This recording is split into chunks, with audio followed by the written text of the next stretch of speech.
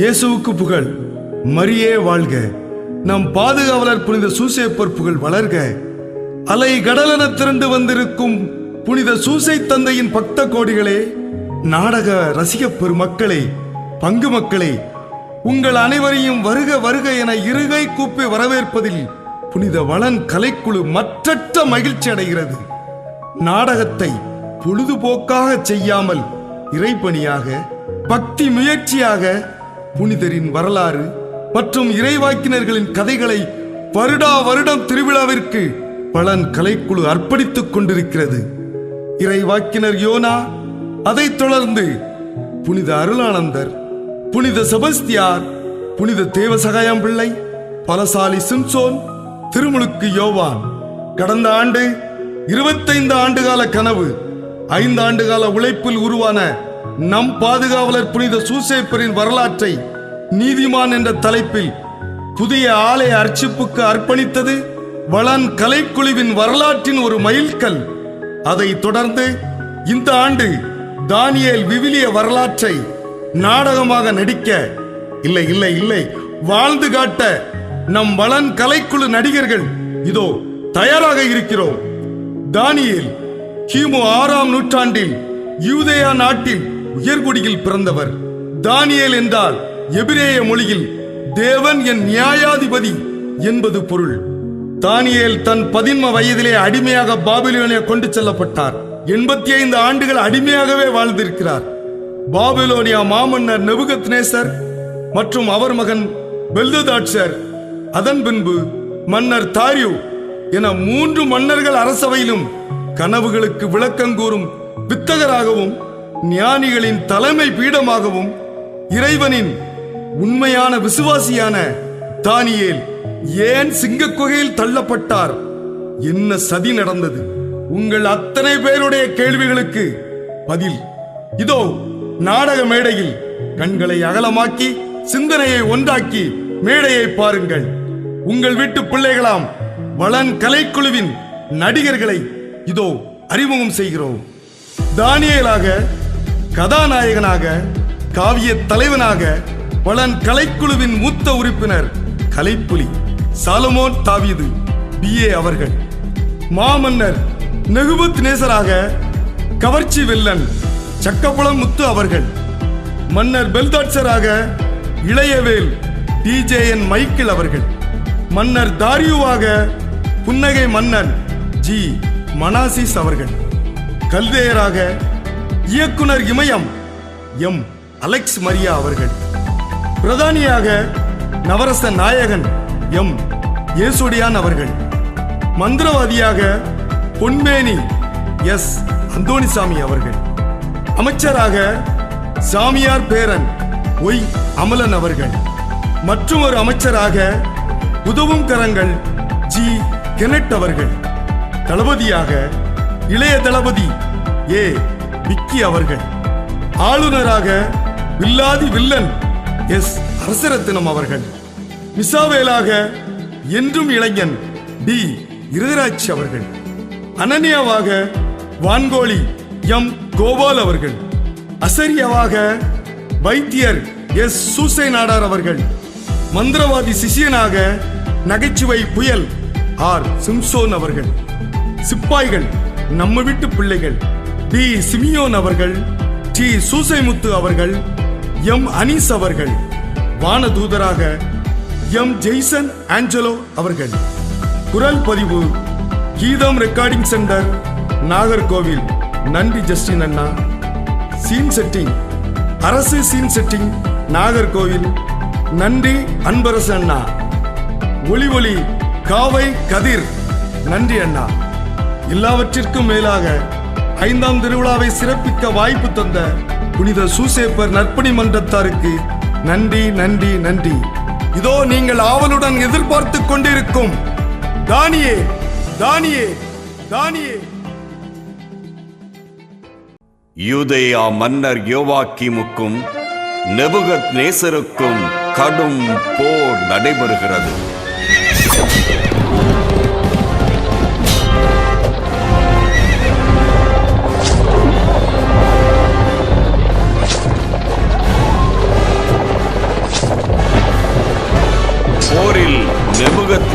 வெற்றி பெறுகின்றார். நாடு முழுவதும் வெற்றியின் முழக்கம் ஒலிக்கிறது. அப்போது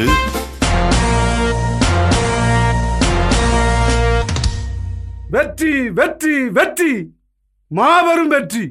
நமக்கு வெற்றி, நம் நாட்டிற்கு வெற்றி, நம் மன்னருக்கு வெற்றி, நம் பாபிலோனியாவுக்கு வெற்றி. மன்னர் நெபுகத்நேசர்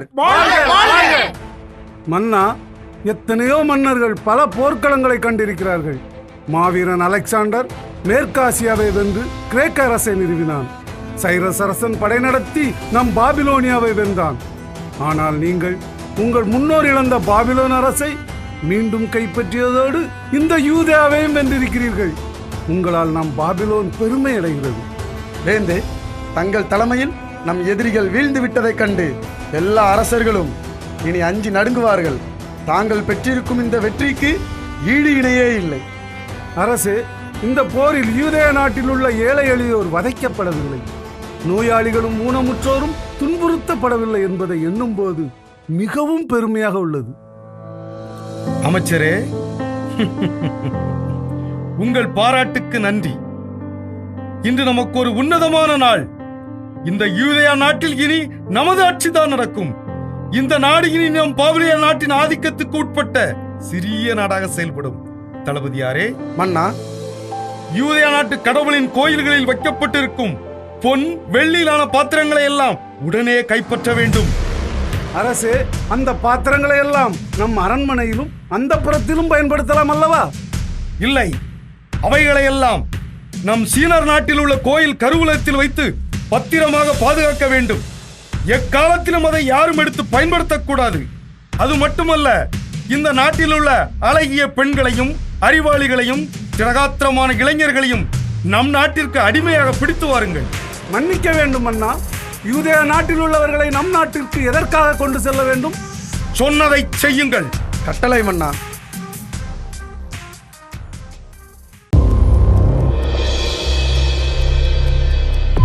பிரதானியாரே, யூதேயா படையெடுப்பு முடிந்து இப்போதான் மன்னர் நாடு திரும்பியிருக்கிறார்.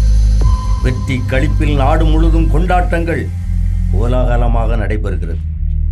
அப்படி இருக்கும்போது அவசரமாக அழைத்தீர்களே, ஏதாவது? இது கூட புரியவில்லையா உமக்கு? இந்த போரின் வெற்றிக்கு நான் நடத்திய யாகங்களும் மந்திரங்களும் தான் முக்கிய காரணம். அதை சொல்லி பாராட்டத்தான் பிரதானியார் அழைத்திருப்பார். அப்படியானால் இந்த வெற்றியில் எனக்கு பங்கு இல்லையா? நான் மட்டும் படை நடத்த சரியான திட்டம் வகுத்து கொடுக்காமல் இருந்திருந்தால் இந்த வெற்றியை கிடைத்திருக்காது. நிறுத்துங்கள். நீங்கள் பேசுவதை பார்த்தால் மன்னர் பெற்ற வெற்றிகளுக்கெல்லாம் நீங்கள்தான் காரணம் என்று சொல்வீர்கள் போலும். கல்தேயரே, மன்னரின் ஆலோசனை குழுவில் இருந்த என்னை போன்ற பிரதானிகளின் திட்டம்தான் மன்னரின் வெற்றிக்கு காரணம். இதை புரிந்து கொள்ளுங்கள். ஆனால் அதில் உங்களுக்கும் பங்கு இல்லை என்று நான் சொல்ல மாட்டேன். அப்படி சொல்லும். அப்படியானால் எங்களை அழைத்ததின் காரணம்? சொல்லுகிறேன் கல்தேயரே. போர்க்களத்தில் மன்னர் கூறியதை நினைக்கும் போதுதான். ஆமாம், நானும் கேள்விப்பட்டேன். யூதேயாவில் இருந்து இளைஞர்களையும் அறிஞர்களையும் அழகிகளையும் அடிமையாக கொண்டு வரச் சொன்னாராமே. என்னது அழகிகளா? கல்தேயரே, மன்னரின் ரசனையே ரசனைதான். நிறுத்தும் பிரதானியாரே. இளைஞர்களும் பெண்களும் சரி, ஏவலுக்கு ஆட்கள் தேவைதான். ஆனால் அறிஞர்கள்? அப்படியானால் நம்மை எல்லாம் ஒரு பொருட்டாக மன்னர் மதிக்கவில்லையா? அதைதான் நானும் யோசிக்கிறேன் கல்தேயரே. மன்னர் ஏதோ ஒரு திட்டத்தோடு தான் செயல்படுகிறார். யூதர்கள் நல்ல உழைப்பாளிகள். அவர்களுக்கு கொஞ்சம் இடம் கொடுத்தாலும் நம் நிலைமை கேள்விக்குறியாகிவிடும். பிரதானியாரே, இப்போ சொல்லுங்கள். என் மந்திரத்தால் அவர்களை அழித்து விடுகிறேன். நிறுத்தும் உம் பிரதாபத்தை. பிரதானியாரே, மன்னரது திட்டம் தெரிந்தால்தானே அதற்கு தகுந்தபடி நம் திட்டத்தை வகுத்துக் கொள்ள முடியும். கல்தேயரே, நாளை காலை அமைச்சரை சந்திக்கப் போகிறேன். அப்பொழுது மன்னரின் திட்டம் தெரிந்துவிடும். மறுபடியும் நாம் சந்திக்கலாம். பிரதானியாரே, அரச சபையில் நமது ஆதிக்கம்தான் நிலைக்க வேண்டும். அதற்கு தடையாக யார் வந்தாலும் அதை தடுத்து நிறுத்த வேண்டும். உமக்கு பக்கபலமாக நாங்கள் இருப்போம். அப்போ வெற்றி நமக்குத்தான்.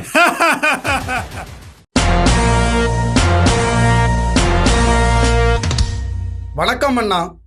வாருங்கள் தளபதியாரே. மன்னா, தங்கள் கட்டளைப்படி யூதேயாவில் இருந்து அடிமையாக கொண்டு வரப்பட்டவர்களில் 4 வரை அழைத்து வந்திருக்கிறேன். அப்படியா? அழைத்து வாருங்கள் அவர்களை.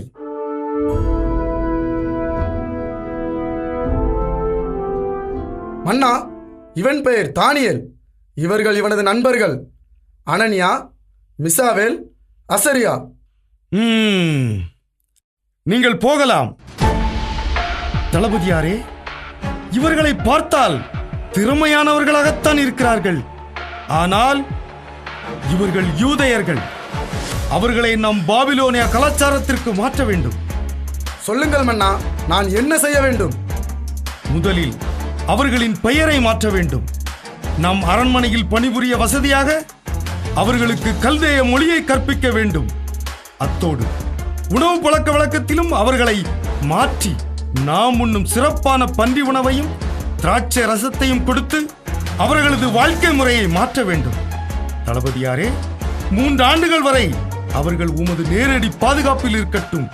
3 ஆண்டுகளுக்கு பின்னால் அவர்களை என் முன் கொண்டு வாருங்கள். என்ன செய்ய வேண்டும் என்பதை நான் கூறுகிறேன். கட்டளை மன்னா.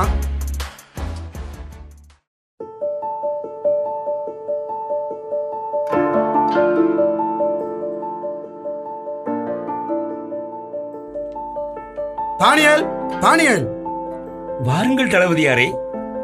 தளபதியாரே, எங்களை பற்றி மன்னர் ஏதாவது சொன்னாரா? நாங்கள் எங்கள் நாட்டிற்கு திரும்பலாமா? இல்லை, உங்களை இங்கேயே அரண்மனை பணியில் அமர்த்த தயார்படுத்தும்படி கட்டளையிட்டிருக்கிறார். இங்கேயா? அரண்மனையிலா? ஆம், ஆனால் அதற்கு முன்னால் நீங்கள் கல்தேய மொழியை கற்க வேண்டும். அதோடு அரண்மனை பழக்க வழக்கங்களையும் நீங்கள் பழகிக்கொள்ள வேண்டும். தளபதியாரே, நீங்கள் சொல்லுவதை கேட்கும்போது மகிழ்ச்சியாகத்தான் இருக்கிறது. கல்தேய மொழியை கற்றுக்கொள்ளவும் அரண்மனை பழக்க வழக்கங்களை பழகிக்கொள்ளவும் நாங்கள் என்ன செய்ய வேண்டும்? சொல்லுங்கள். முதலில் உங்கள் பெயர்களை பாபிலோனியா பெயர்களாக மாற்ற வேண்டும். என்ன? பெயர்களை மாற்ற வேண்டுமா? தளபதியாரே, இந்த பெயர் மாற்றம் தேவைதானா? எதற்காகத்தான் எங்கள் பெயர்களை மாற்ற வேண்டும்? தேவை என்று மன்னர் விரும்புவதால். அது மட்டுமல்ல, இந்த பெயர்கள் மன்னரால் சூட்டப்படுகிறது.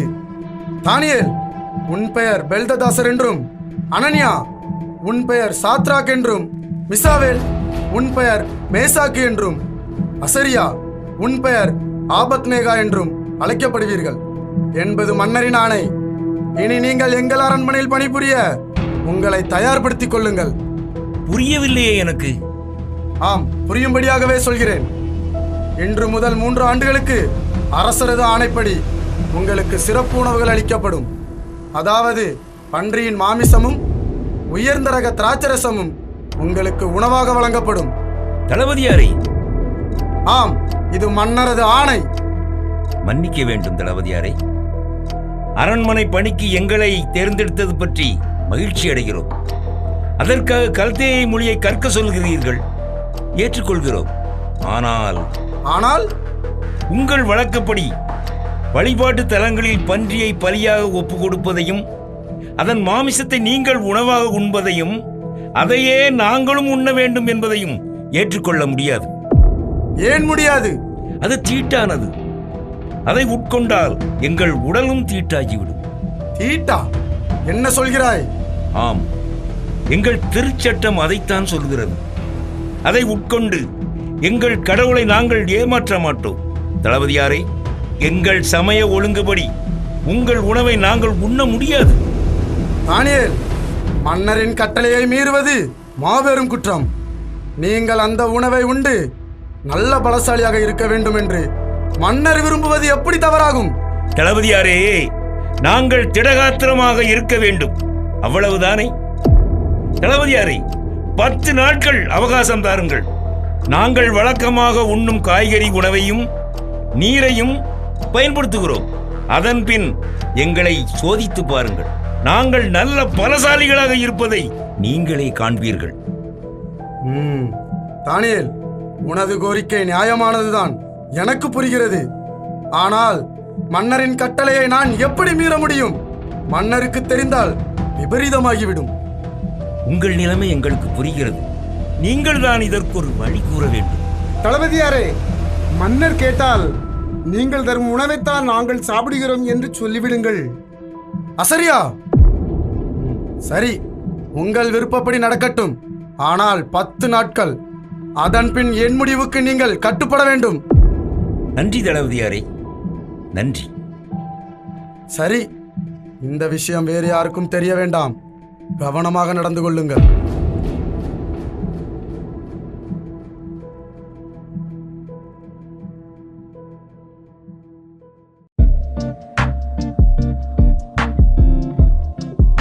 அம்மா, அம்மா, யாரு நீயா? குருஜி இல்லையா? என்னது குருஜியா? இது நல்லாவே இல்ல. அப்போ குரு தேவர் அப்படின்னு கூடட்டா? எப்படியாவது கூட்டு தொலை. அப்போ குரு இல்லையா? இல்ல. இப்படி மொட்டையா சொன்னா எப்படி? எங்க தான் போயிருப்பாரு? என்கிட்ட கேக்குறியா நீ? என்கிட்ட கேக்குறியா? கூட இருந்தே குழி பறிக்கிறவன் நீ தானே. உனக்கு தெரியாது எங்க போயிருப்பாருன்னு? அந்த பிரதானி வீட்டுக்கு தான் போயிருப்பாரு. இல்லனா அந்த கல்தையர் கூட சேர்ந்துக்கிட்டு கனவு கண்டுகிட்டு இருப்பாரு. நல்லதா போச்சு. எப்படியோ அறிஞர்கள் எல்லாம் ஒன்னா சேர்ந்து நாட்டு நடப்ப அலசி ஆராய்ஞ்சிட்டு இருப்பான்னு சொல்றீங்க, அப்படித்தானே? அம்மா, அம்மா, என்னடா வந்து எனக்கும் ஏதாச்சும் கொடுங்களேன். என்ன சொன்ன? என்ன சொன்ன? அம்மா, அம்மா, ஒண்ணு இல்லம்மா, பசிக்குது அதான் கொடுங்களேன்னு கேட்டேன். அதுக்கு போய் கோபப்படுறீங்களே? நீ கேட்டதும் கொடுக்கறதுக்கு இது ஒன்னா அன்னச்சத்திரம் இல்ல. அதான் உங்க மகாராஜா யூதேயில இருந்து அடிமைகளுக்கெல்லாம் ஆக்கி போடுறாராமே, அங்க போக வேண்டியதானே? இங்க உங்களுக்கு எடுபடியா இருக்கிறத விட அங்கேயே போயிடலாம். என்னடா சொல்ற? இல்ல இல்ல, அந்த மாதிரி அடிமையா இருந்தா கூட ராஜ மரியாதையோட சாப்பாடு கிடைக்கும். எதுக்கும் ஒரு கொடுப்புனா வேணும். அப்ப ஒண்ணு பண்றியா? சொல்லுங்க, இதத்தானே எதிர்பார்த்தேன். நேரா கோயிலுக்கு போ. அங்கதான் தினம் பன்னிக்கறி, ஆட்டுக்கறி, அது இதுன்னு தெய்வத்துக்கு படைக்கிறாங்களாமே. மிச்ச மீதி இருக்கும், போய் கொட்டிக்க வேண்டியதானே? போய் என்ன பிரயோஜனம்? அதான் விடியறதுக்குள்ள எல்லாத்தையும் அந்த தெய்வம் சாப்பிடுது. மிச்சமாவது மீதியாவது யாருக்கு தெரியும்? அந்த தெய்வம் தான் சாப்பிடுதோ இல்ல அந்த தெய்வத்தோட பேரை சொல்லி இந்த ஆசாமிகள் தான் சாப்பிடுறாங்களோ? எல்லாம் அந்த அர்ச்சகர்களுக்கு தான் வெளிச்சம். அப்போ ஒண்ணு பண்ணு, பேசாம நீயும் அர்ச்சகரா மாறிட வேண்டியதானே? ஆயிடலாம், ஆயிடலாம்.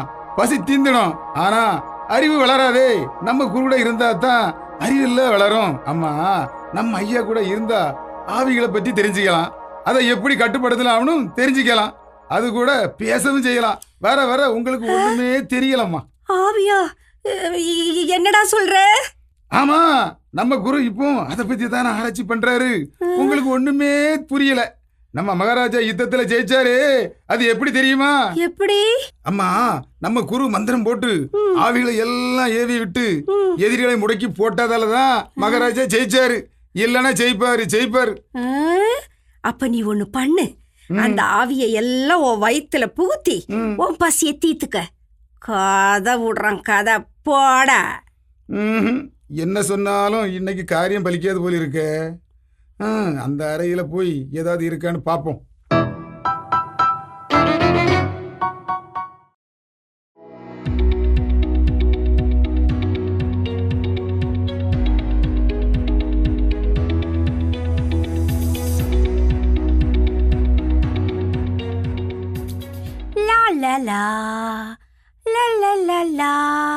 அப்பப்பா, விதவிதமா இன்னைக்கு சமைச்சு வச்சிருக்கேன். நல்ல இன்னைக்கு ஒரு பிடி பிடிச்சிட வேண்டியதா. ஐயோ, தண்ணி எடுக்காம வந்துட்டேனே. குடிக்கிறதுக்கு தண்ணி எடுத்து வச்சுட்டு நல்லா சாப்பிட வேண்டியதா. லா லா லா லா லா லா.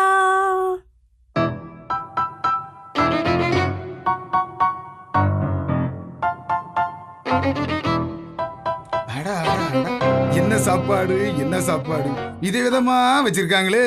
எல்லாத்தையும் வச்சுக்கிட்டு நமக்கு சாப்பாடு இல்லைன்னு சொல்றாங்க. இன்னைக்கு ஒரு புடி பிடிச்சிட வேண்டியதான். அடே சிஷ்யா, உனக்கு இன்னைக்கு செம வேட்டை தாண்டா.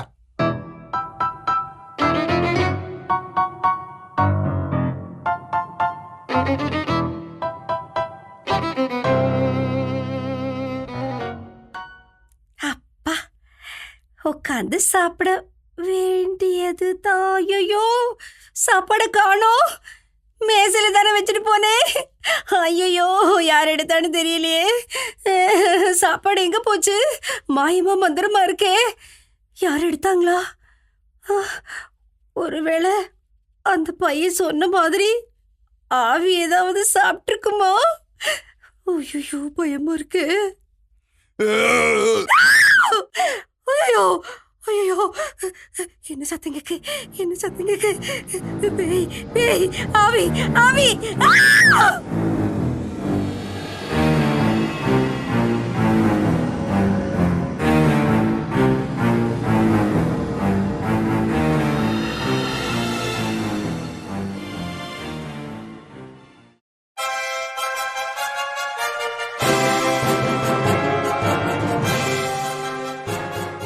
வணக்கம் அண்ணா. வாருங்கள் அமைச்சரே. தாங்கள் அவசரமாக அழைத்ததாக சொன்னார்கள். ஆமாம், அவசரம்தான், அவசியமும் கூட. விளக்கமாக சொன்னால்? அமைச்சரே, நான் போர்க்களங்கள் பல கண்டிருக்கிறேன். அப்போதெல்லாம் அச்சம் என்பது என்னை நெருங்கியதில்லை. ஆனால் இப்போது பகைவர்கள் யாராவது வந்திருந்தால் பகை முடித்திருப்பேன். இல்லையே. அப்படியென்றால்? கனவொன்று கண்டேன். கனவா? ஆம், கனவுதான் அமைச்சரே. அதை கனவாக நினைக்க முடியவில்லை என்னால். காரணம் புரியாமல் என் உள்ளம் கலங்குகிறது. ஏனென்றே புரியவில்லை. அதன் அர்த்தம் புரியாமல் என் உள்ளம் தடுமாறுகிறது. அரசே, உங்கள் கண்கள் கலங்கி குரல் தடுமாறி இதுவரை நான் பார்த்ததில்லை. தாங்கள் கண்ட கனவை சொன்னால்? அமைச்சரே, அந்த கனவு என் விழித்திரையில் சுழல்கிறது. ஆனால் வாய் திறந்து சொல்ல முடியவில்லை. என்னால் புரியாமல் தவிக்கிறேன். அரசே, கலங்க வேண்டாம். எல்லாம் நல்லபடியாகவே நடக்கும்.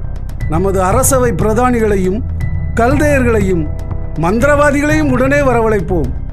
அவர்கள் இதற்கு ஏதாவது ஒரு தீர்வை சொல்வார்கள். நல்ல யோசனைதான். உடனே சபையை கூட்டுங்கள்.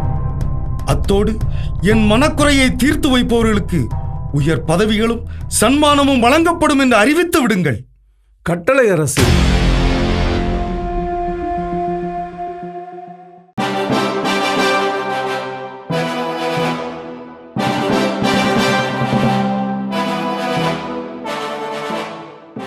அவையோர்களே, உங்களையெல்லாம் மன்னர் அவசரமாக அழைத்ததன் காரணத்தை முதலில் சொல்கிறேன். அதன் பிறகு அது சம்பந்தமாக மன்னரின் சந்தேகங்களுக்கு நீங்கள் சொல்லப் போகும் பதில்களை மன்னர் உங்களிடமிருந்து ஆவலுடன் எதிர்பார்க்கிறார். அமைச்சரே, விடுகதை வேண்டாம். மன்னரின் சந்தேகங்களை கூறுங்கள். சொல்கிறேன். நம் மன்னர் கனவொன்று கண்டிருக்கிறார். கனவா? ஆம். ஆனால் அந்த கனவின் பொருள் விளங்காமல் மன்னர் கலக்கமுற்றிருக்கிறார். ஒரு சாதாரண கனவுக்காக மன்னர் ஏன் கலங்க வேண்டும்? கனவை சொன்னால் அதற்கான விளக்கத்தை சொல்லிவிட்டு போகிறோம். கல்தேரே, நான் கண்ட கனவை நான் சொல்லாமலே நீங்கள் அதை சொல்ல வேண்டும். அது மட்டுமல்ல, அதன் பொருளையும் நீங்கள் தான் விளக்க வேண்டும். மன்னா, நீங்கள் சொல்வது வேடிக்கையாக இருக்கிறது. கனவு கண்டது நீங்கள் தானே? கல்தேரே, மன்னா, இது என் கட்டளை. நான் கண்ட கனவையும் அதன் பொருளையும் உங்களில் யாருக்கும் சொல்ல முடியாவிட்டால் இந்த நாட்டில் ஞானிகளும் அறிஞர்களும் மந்திரவாதிகளும் இருந்து என்ன பயன்? அவர்கள் அனைவரும் அழிக்கப்படுவார்கள். அவர்கள் வீடுகள் தரைமட்டமாக்கப்படும். ஏன்? உங்கள் உயிரும் அப்படித்தான். அரசே, மன்னா, கனவை சொல்லாமல் உயிரை பறிப்பேன் என்று சொல்வது, தாங்கள் கண்ட கனவை சொன்னால் என் மந்திர சக்தியால் அதன் பொருளை உடனே நான் உங்களுக்கு சொல்லிவிடுகிறேன். மந்திரவாதி! அமைச்சரே, இவர்களை நம்பி ஒரு பிரயோஜனமும் இல்லை.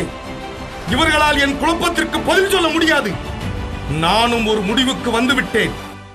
அரசே, ஆத்திரம் வேண்டாம். உமது கேள்விக்கு பதில் சொல்லக்கூடியவன் எவனும் இவ்வுலகில் இருக்க மாட்டான்.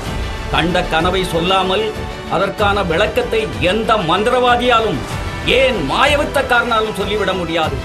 தெய்வங்கள் அன்றி வேற எந்த மானிடனாலும் உமக்கு விடை சொல்ல முடியாது. போதும், நிறுத்துங்கள். கல்தேயரே, இதுதான் உங்கள் முடிவு என்றால் நானும் என் முடிவை சொல்லிவிடுகிறேன். உங்களை ஞானிகள் என்றும் அறிவாளிகள் என்றும் நம்பி இதுவரை என் அவையில் வைத்திருந்தேன். அதற்காக வெட்கப்படுகிறேன். தளபதியாரே, மன்னா, இன்னும் 1 மாதத்திற்குள் என் கனவுக்கு விடை கிடைத்தாக வேண்டும். இல்லாவிட்டால் இந்த பாபிலோனில் இருக்கும் ஞானிகள், கல்தேயர்கள், மந்திரவாதிகள், அரசியல் பணிபுரிவோர் யாராக இருந்தாலும் அவர்கள் தலை வெட்டப்பட வேண்டும். இது என் ஆணை. கட்டளை மன்னா.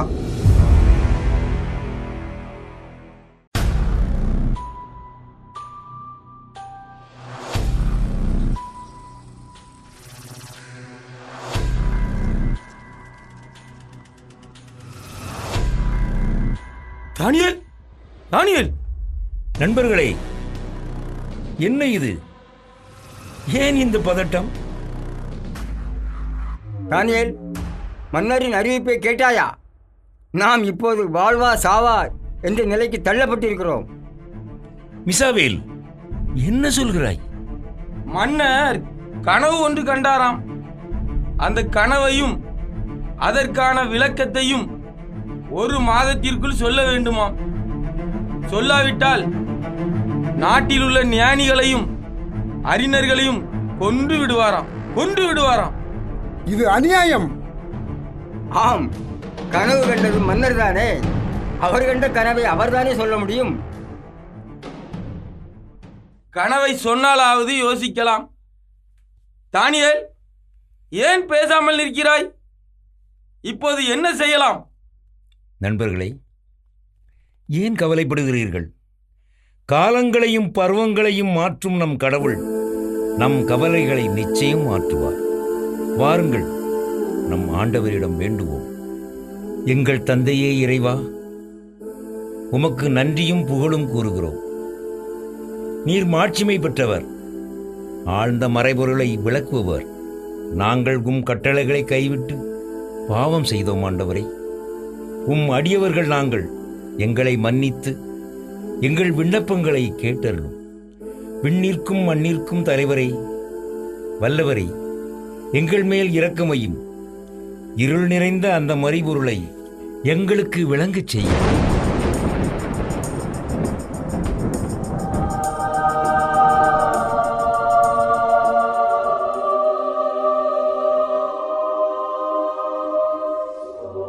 தானியேல், தானியேல், இறைவா, இறைவா, என் அன்புக்குரியவனே தானியேல், நிமிர்ந்து நில். அஞ்ச வேண்டாம். நான் சொல்லுவதை கவனமாக கேள். உண்மையான விசுவாசத்தோடு முழு உள்ளத்தோடு உன்னை தாழ்த்தி நீ செய்த மன்றாட்டுகள் கேட்கப்பட்டது. அதற்காகவே நான் உன்னிடம் அனுப்பப்பட்டிருக்கிறேன். அஞ்சாதே, திடம் கொள், துணிவாய் செயல்பட. உனக்கு சமாதானம் உண்டாகும். இறைவா, எனக்கு ஞானமும் ஆற்றலும் தந்தவரை, நான் உம்மிடம் கேட்டதை எனக்கு தந்து விட்டீர்.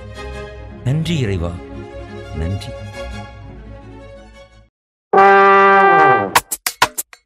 குருதேவா, குருதேவா, குருதேவா. யாரடா அது குரு குருன்னு கொலைக்கிறது?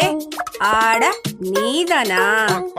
நீங்க தானே குருஜின்னு சொல்றது நல்லா இல்லைன்னு சொன்னீங்க. அதான் குருதேவன் மாத்திட்டேன். இது எப்படி இருக்கு?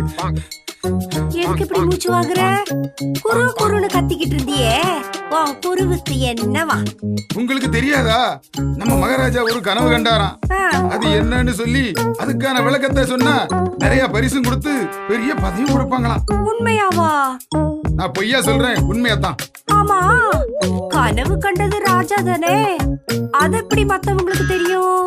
அதானே, இதத்தான் மத்தவங்களும் கேட்டாங்க. கனவை சொல்லுங்க, அதுக்கான விளக்கத்தை சொல்றோன்னு. ஆனா ராஜா கேட்கணுமே, கனவையும் விளக்கத்தையும் சேர்த்தே சொல்லணுமா, இல்லாட்டி போனா உசிறு போயிரும் சொல்றாரு. யாருக்கு? நமக்குத்தான். என்னது? அம்மா, அம்மா, எனக்கு ஒரு யோசனை. இப்படி செய்தா எப்படி? எப்படி? நம்ம குறுக்கிட்ட சொல்லி மந்திரத்தை போட்டு ஆவிய ஏவி விட்டு மகாராஜா மனச மயக்கி உண்மையை தெரிஞ்சுக்கிட்ட உன்னையும் உன் குருவையும் உண்டையிலன்னு ஆக்கிடுவாங்க. இத பாரு, முதல்ல உன் குருவை போய் கூட்டிட்டு வா, என்ன செய்யலான்னு அப்புறமா யோசிப்போம். அது வந்து அம்மா, அது வந்து என்னடா கொலையிற? அம்மா பசி வைத்த குடையுது, ஏதாச்சும் இருந்தா கொடுங்களேன். இப்பதான் அடுப்பே பத்த வச்சிருக்கேன். முதல்ல சொன்னதை செய், அப்புறமா வந்து வயிறு நிறைய கொட்டிக்கலாம் போ. ஏன் சொல்ல மாட்டீங்க? எப்படியோ இன்னைக்கு சாப்பாடு இங்கதான், அன்னைக்கே மாதிரியே இன்னைக்கு கொட்டிக்க வேண்டியதுதான். என்னடா நீ இன்னும் போகலையா? போயிருப்பேன், பசி மயக்கத்துல ஒரு மாதிரி இருந்தது. போற வழியில எங்கேயாவது விழுந்துட்டா? மயக்கம் தெளிஞ்சதும் மறுபடியும் எழுந்து போ. அம்மா, அப்போ குருதேவரை கூப்பிட வேண்டாமா? அவர் வரும்போது வரட்டும்டா, முதல்ல நீ வெளியில போ. கதவை அடைச்சு புட்டு நான் குளிக்கணும். குளிக்க தானே போறீங்க? நீங்க போங்க, நான் பாத்துக்கிறேன். என்னது நீ பாக்க போறியா? ஏண்டா உன என்ன செய்வேன் தெரியுமா? ஐயோ ஐயோ ஐயோ அம்மா, நான் அப்படி சொல்லல. நீங்க குளிக்க போங்க, காவலுக்கு நான் நிக்கிறேன்னு சொல்ல வந்தேன். அதுக்கு போய் கூப்பிடுறீங்களா? காவலும் வேண்டாம், ஒரு மண்ணா கட்டி வேண்டாம். நீ முதல்ல சரிப்பட்டு வரமாட்ட, வெளியில போ. போடா. என்னதான் திட்டம் போட்டு வந்தாலும் ஒரு நாள் ஒரு கதையும் நடக்க மாட்டேங்க. நம்ம நேரமே சரியில்லை. உணங்கிக்கிட்டு நிக்காத, போடா. இவர் வேற எங்க போனாருன்னு தெரியலையே. இவன் வேற கனவு, பரிசு, பதவின்னு சொல்லிக்கிட்டு இருக்கான். எப்படியாவது அந்த பரிசும் பதவியும் எங்களுக்கு தான் கிடைக்கணும்.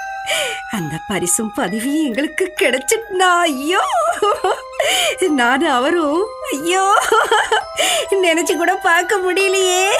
எங்களுக்கு தான் கிடைக்கணும், எங்களுக்கு தான் கிடைக்கணும். பரிசும் பதவியும் உங்களுக்கு கிடைச்சாவா? நானும் அவருமாவா? இல்ல இல்ல இல்ல, நானும் நீயும் நினைச்சதெல்லாம் தப்புன்னு தாடையிலே போட்டுக்க வேணும். போட்டுக்கிட்டேன் இனிமேல் நீ படிச்சதெல்லாம் பக்குவமா சொல்லி கொடுக்க வேணும். அத்தான்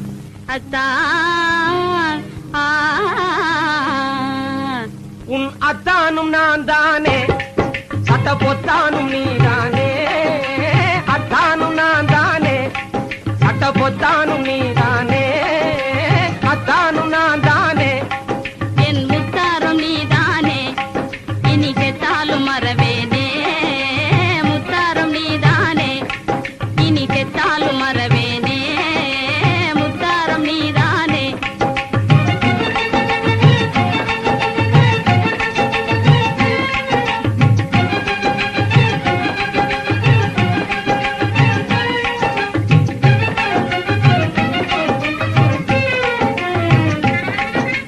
சித்தாத செல்லமே, திங்காத வெல்லமே.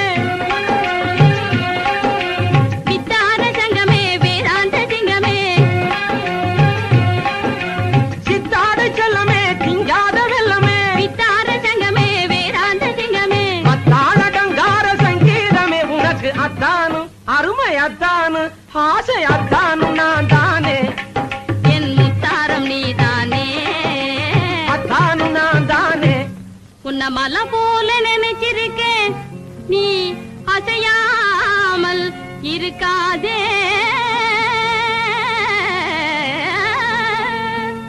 உன்னையும் தங்கச்சன போல நினைச்சிருக்கேன், நீ பேசாமல் இருக்காதே.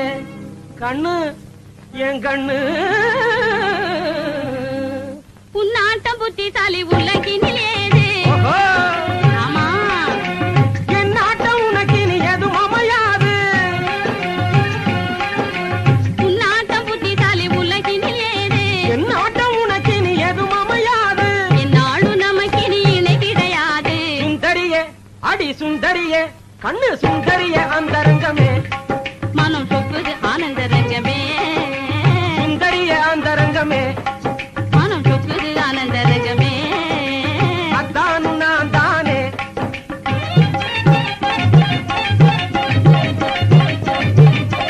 ஆஹா, அத்தானு நான் தானே.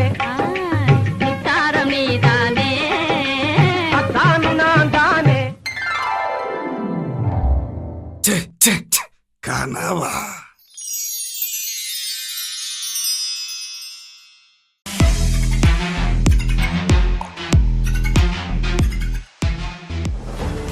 பாருங்கள் தளபதியாரே, என்ன நடந்தது?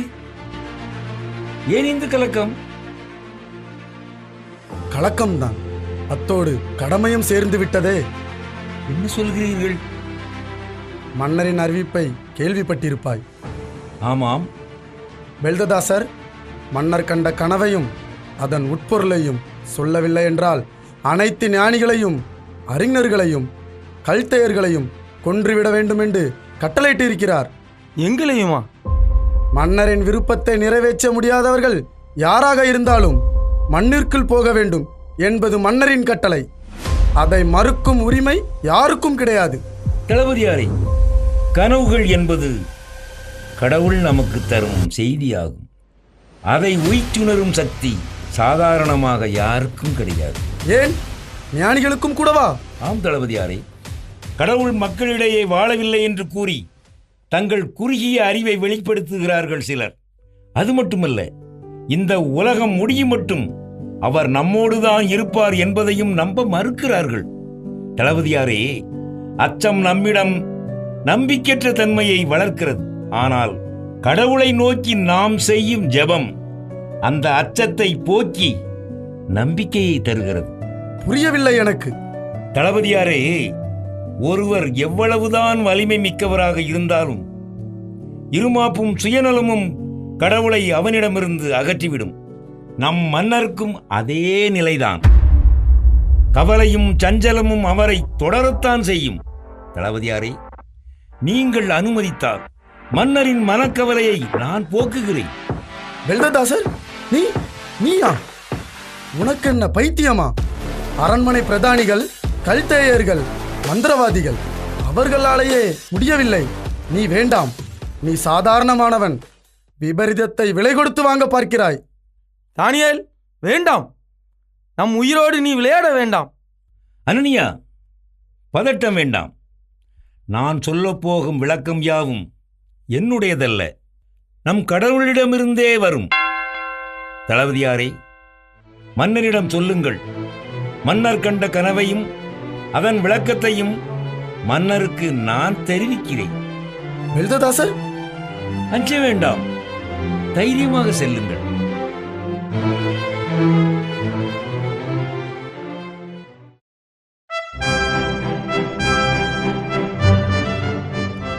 அரசே, தாங்கள் கண்ட கனவையும் அதன் உட்பொருளையும் கூறவல்ல ஒருவனை அழைத்து வந்திருக்கிறேன். யார் அவன்? யூதயா நாட்டிலிருந்து அடிமையாக கொண்டு வரப்பட்டவன் தானியேல். உங்களால் பெல்ததாசிர் என்று பெயரிடப்பட்டவன். அந்த இளைஞனா? முடியுமா அவனால்? வரச் சொல்லுங்கள் அவனை.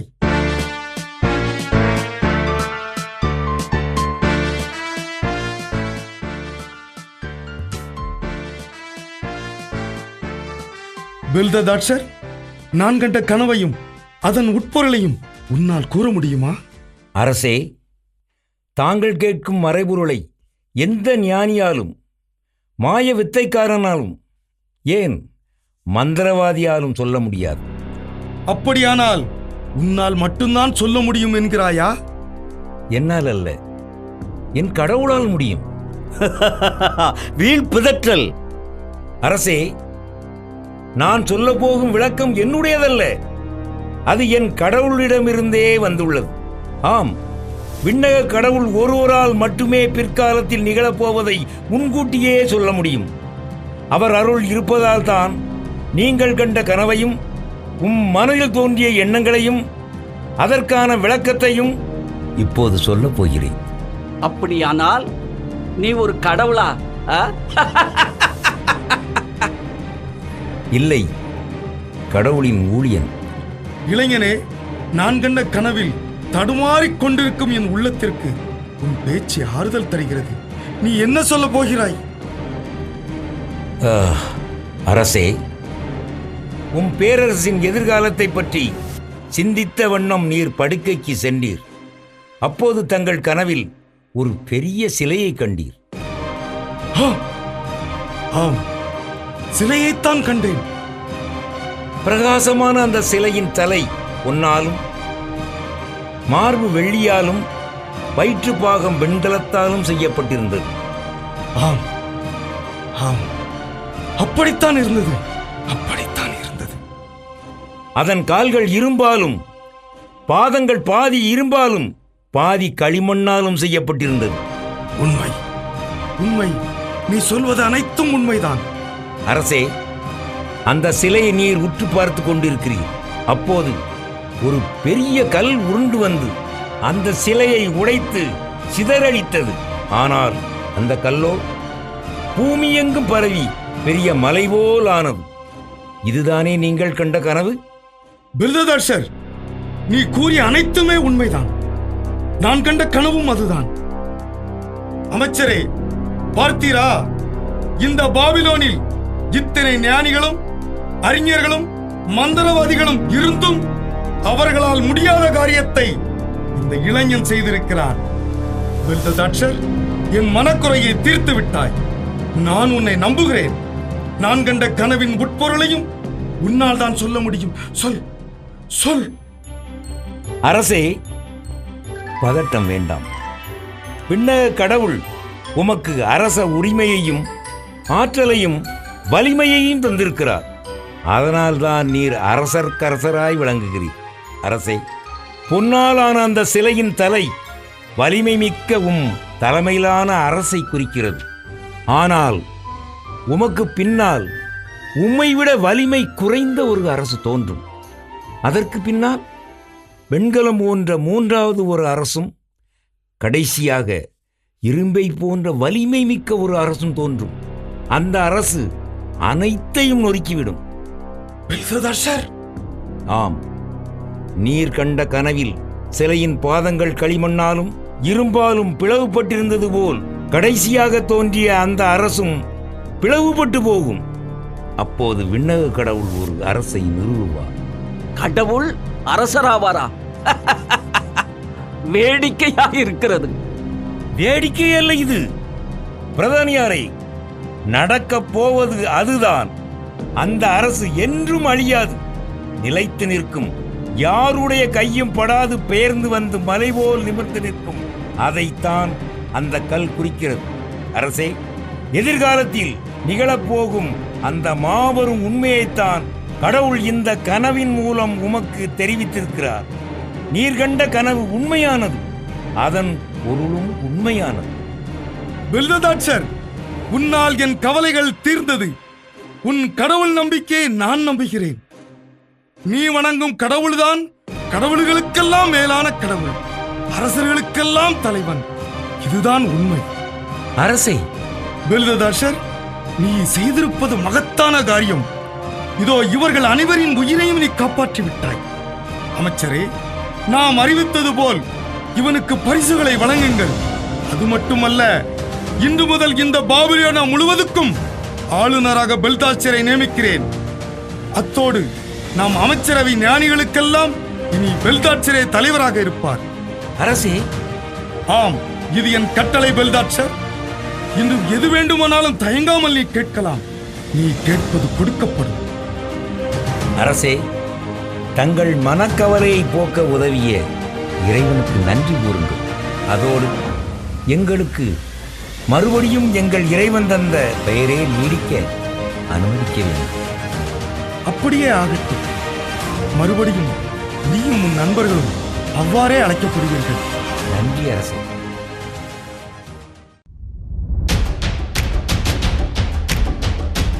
போச்சு போச்சு, எல்லாமே போச்சு. குருதேவா, என்ன போச்சு, எங்க போச்சு? எனக்கு ஒண்ணுமே புரியலையே. தலையிலே போச்சு. எவ்வளவு கற்பனையை வளர்த்து வச்சிருந்தேன், எல்லாமே போச்சு. ஐயோ ஐயோ ஐயோ ஐயோ, என்னத்த போச்சு போச்சுன்னு இப்படி தாம் தூம்னு குதிச்சிட்டு இருக்கீங்க? என்னன்னு சொல்லி தொலைங்களேன். கேட்டா நீயாவது சொல்லேண்டா. அதைத்தானே நானும் கேக்குறேன். அங்க இருந்து ஒன்னும் வர மாட்டேங்க.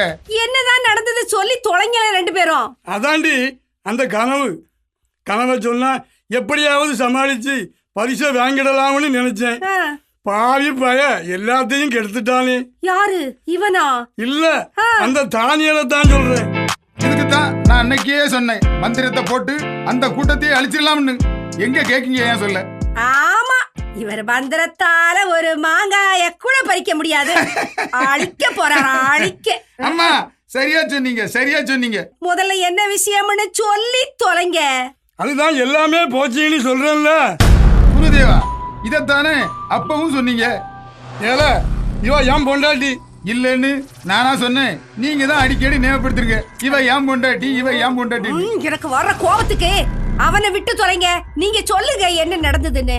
அதுதான் சொல்லல, அந்த தானியல் வந்து கனவையும் சொல்லி அதன் விளக்கத்தையும் சொல்லி நம்ம திட்டத்தையே கெடுத்துட்டாண்டி. ஐயோ ஐயோ ஐயோ ஐயோ, அப்படின்னா ஒண்ணுமே கிடைக்காதா? போச்சா, எல்லாம் போச்சா, நாசமா போச்சா? ஆமா, அதுக்கு நீ ஏன் இப்படி துடிக்கிற? துடிக்காம துள்ளவா முடியும்? ஏயா ஏயா இப்படி பண்ணிட்ட? ஐயோ ஐயோ, நான் என்னமா கொட்டை கட்டி வச்சிருந்தேன் தெரியுமா? நீங்க பரிசோட வருவீங்க, பதவியில இருப்பீங்க, உங்க கூட பக்கத்துல நான் ராணி மாதிரி இருக்கலாம் நினைச்சேனே. ஐயோ, நாசமா போயிட்ட எல்லாம். ஏயா, அவன் சொல்ற வரைக்கும் நீ பாத்துக்கிட்டாயா இருந்தீங்க? இன்னும் என்னடி பண்றது? நானும் ஆவிய அனுப்பி மன்னரை மயக்கி அவர் மனசுல இருக்கிறதை அறிஞ்சிடலாம்னு நினைச்சேன். பாழா போன ஆவிகளுக்கு என்ன வந்துச்சோ தெரியல, என்ன ஏமாத்திடுச்சு. ஆனா அந்த தானியல நான் சும்மா விட போறதில்ல. அவனையும் அவன் கூட்டத்தையும் பழி வாங்கியே தீருவேன். குருதேவா, குருதேவா, எனக்கு ஒரு யோசனை சொல்லட்டுமா? என்ன யோசனை? சொல்லு சொல்லு சொல்லு, சீக்கிரமா சொல்லு. அம்மா, பசியோட மந்திரம் போட்டா இப்படித்தான், ஆவிகளும் வராது, காரியமும் பலிக்காது. முதல்ல பசிய விரட்டுவோம், அப்புறம் அந்த பாவிகளை விரட்டுவோம். இது எப்படி இருக்கு? முதல்ல ஒன்ன விரட்டுறேன். தின்னி பண்டார பயல, நீ தீவனத்துக்கு அலையிறல. போடுங்க என் நாலு முதுகுல. அம்மா, நான் உனக்கு சொல்ல கேட்டுடுங்க.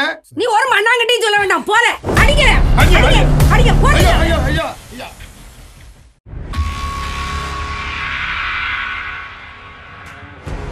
அநியாயம், அக்கிரமம், அவமானம். கல்தேயரே, பார்த்தீரா, அந்த தானியல் தான் இந்த பாபிலோனுக்கெல்லாம் தலைமை ஆளுநராம், ஞானிகளுக்கெல்லாம் தலைவனாம். ஆணையிட்டிருக்கிறார் மன்னன். ஆச்சரியமாகத்தான் இருக்கிறது. மன்னர் இந்த அளவுக்கு மாறுவார் என்று நினைக்கவே இல்லை. கல்தேயரே, மன்னருக்கு மூளை மங்கி போய்விட்டதா என்ன? அந்த அடிமையின் கடவுள் தான் உயர்ந்தது என்கிறார். அப்படி என்றால் நம் கடவுள்கள் எல்லாம் அந்த தானியலுக்கு அடிமையா? அப்படித்தான் இருக்கிறது மன்னரின் ஆணை. அதற்காக அதை நாம் ஏற்றுக்கொள்ள வேண்டுமா? முடியாது. கல்தேயரே, நாளெல்லாம் உழைக்கிறோம் நாம். யாருக்காக? போகிற போக்கை பார்த்தால் நம்மையே அவனுக்கு அடிமையாக்கி விடுவான் போல் இருக்கிறது. பிரதானியாரே, நான் அவனுக்கு அடிமையாவதா?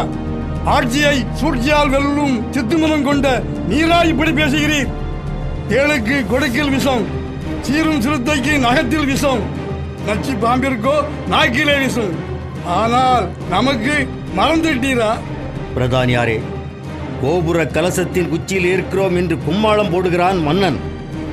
நாம் நினைத்தால் கோபுர கலசம் அல்ல, இது குப்பை மேடு என்பதை அவனுக்கு உணர்த்த வேண்டும்.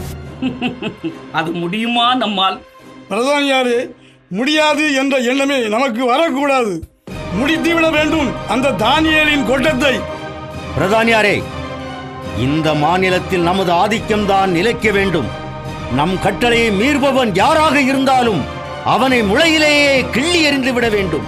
மனநோய் பிடித்து அலையும் மன்னனின் மனதை நாம் கண்டிப்பாக மாற்றியாக வேண்டும். கல்தேயரே, நிழலை நிஜம் என்று நம்புகிறான் மன்னன். அவனை எப்படி நம் பக்கம் திருப்புவது என்றுதான். புரியவில்லையா உமக்கு? பிரதானியாரே, மந்திரம் கால் மதிமுக்கால். அந்த மதி உம்மிடம் இருக்கிறது, மந்திரம் என்னிடம் இருக்கிறது. ஆட்சியை சூழ்ச்சியால் வெல்லும் சூழ்ச்சமும் நம் கல்தேயரிடம் இருக்கிறது. நம் மூவரும் சேர்ந்தால் மந்திர தந்திரத்தால் நம் மன்னரை மயக்கி அந்த தானியலை அதே மந்திரத்தால் பழி வாங்கி மன்னரின் மனதையும் மாற்றிவிடலாம். கல்தேயரே, மன்னர் நிறுவியுள்ள பொற்சிலையை நாளை நாட்டுக்கு அர்ப்பணிக்கப் போகிறான் அல்லவா? ஆமாம்.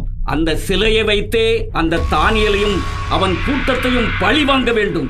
அதற்காக தந்திரமாக மன்னரிடம் பேசி மன்னரின் மனதை மாற்றி புதிதாக ஒரு சட்டத்தையே போட செய்ய வேண்டும். சட்டமா? ஆம்.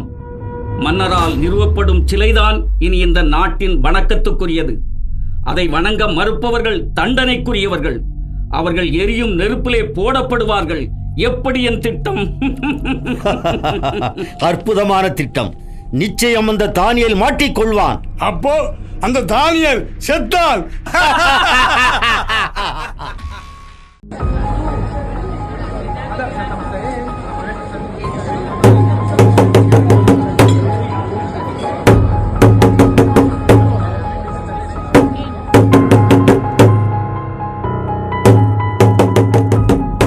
ஆனால் சகலமானவர்களுக்கும் தெரிவிப்பது என்னவென்றால்,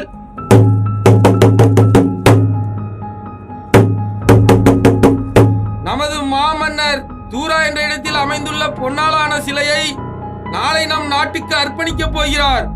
அந்த இடத்தில் இனி எப்போதெல்லாம் நாதசுரமும் வீணையும் இசைக்கப்படுமோ அப்போதெல்லாம் அவ்வழியே வரும் நாட்டு மக்கள் எல்லாம் தாழ விழுந்து அந்த சிலையை வணங்க வேண்டும்.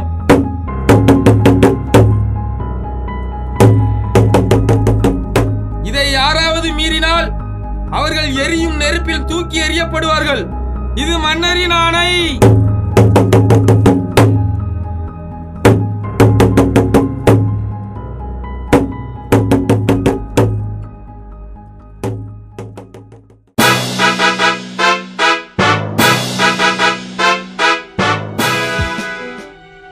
அரசே, தங்களை காண கல்தேரும் பிரதானியாரும் வந்திருக்கிறார்கள். வரச் சொல்.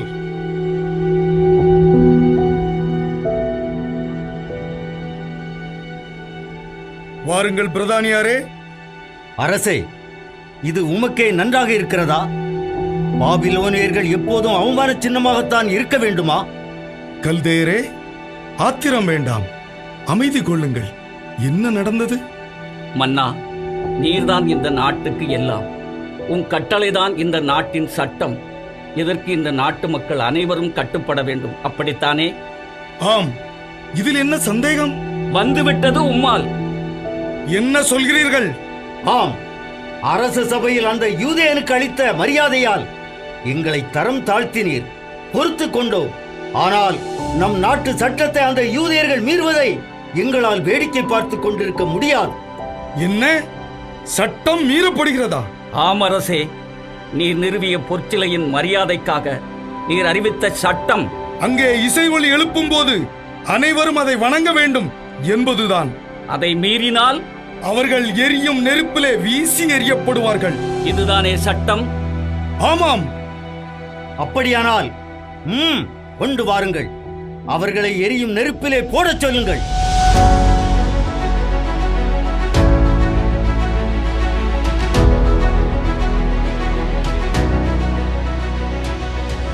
என்ன சொல்கிறீர்கள்? இவர்களை எதற்காக நெருப்பில் போட வேண்டும்? அரச சட்டத்தை மீறியதற்காக, மன்னரால் நிறுவப்பட்ட புனித சிலையை வணங்க மறுத்ததற்காக. இவர்களா சட்டத்தை மீறினார்கள்? நம்ப முடியவில்லை. என்ன அரசே, இதுவரை நீர் கூறியதுதானே இந்த நாட்டின் சட்டமாக இருந்தது. ஆனால் இப்போது அந்த தானியலுக்காக நம் சட்டம் வளைந்து விடுமோ என்று எங்களுக்கு அச்சமாக இருக்கிறது.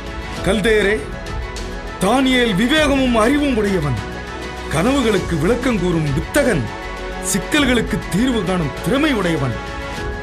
அதற்கெல்லாம் காரணம் அவன் பெற்றிருக்கும் இறையருள்தான். இவர்களும் அப்படித்தான் இருப்பார்கள் என்று நம்பினேன். அதற்காக நம் சட்டத்தை மீறுவதை நான் அனுமதிக்க மாட்டேன். சட்டத்தின் முன் அனைவரும் சமம்தான்.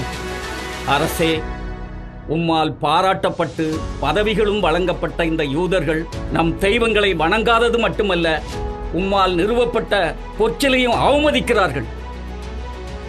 அனனியா, அசரியா, மிசாவேல், இந்த குற்றச்சாட்டுகளுக்கு என்ன பதில் சொல்ல போகிறீர்கள்? மௌனம். அப்படியானால் குற்றங்களை நீங்களே ஒப்புக்கொள்கிறீர்களா? சரி, உங்களுக்கு இன்னும் ஒரு சந்தர்ப்பம் தருகிறேன். இனிமேலாவது நான் சொல்வதை கேளுங்கள். என் கட்டளைக்கு பணிந்து நடக்க போகிறீர்களா இல்லையா? அரசே, மன்னிக்க வேண்டும். நாங்கள் எங்கள் உயிரையே இழந்தாலும் எங்கள் விண்ணக கடவுளை தவிர வேறு எந்த கடவுளையும் வணங்க மாட்டோம். பார்த்தீர்களா, ஆணவமாக பேசுகிறான், உங்களையே அவமதிக்கிறான். அனனியா, என் கட்டளையை மீறி நடப்பவர்கள் எரியும் நெருப்பிலே தூக்கி எறியப்படுவார்கள். உங்களுக்கும் அதுதான் தண்டனை. இதிலிருந்து எந்த தெய்வமும் உங்களை காப்பாற்ற முடியாது. அரசே, நீங்கள் சொல்வது போல் எது நடந்தாலும் நாங்கள் வழிபடும் எங்கள் கடவுள் எங்களை அதிலிருந்து விடுவிப்பார். அவருக்காக எங்கள் உயிரையும் தர நாங்கள் தயாராக இருக்கிறோம். பிரதானியாரே, ஆணவம் பிடித்த இவர்களை 7 மடங்கு அதிகமாக சூடாக்கிய தீச்சோலையிலிட்டு புசிக்கி விடுங்கள். அரச கட்டளையை மீறும் மற்றவர்களுக்கும் இவர்கள் ஒரு பாடமாக இருக்கட்டும். கொண்டு போங்கள்.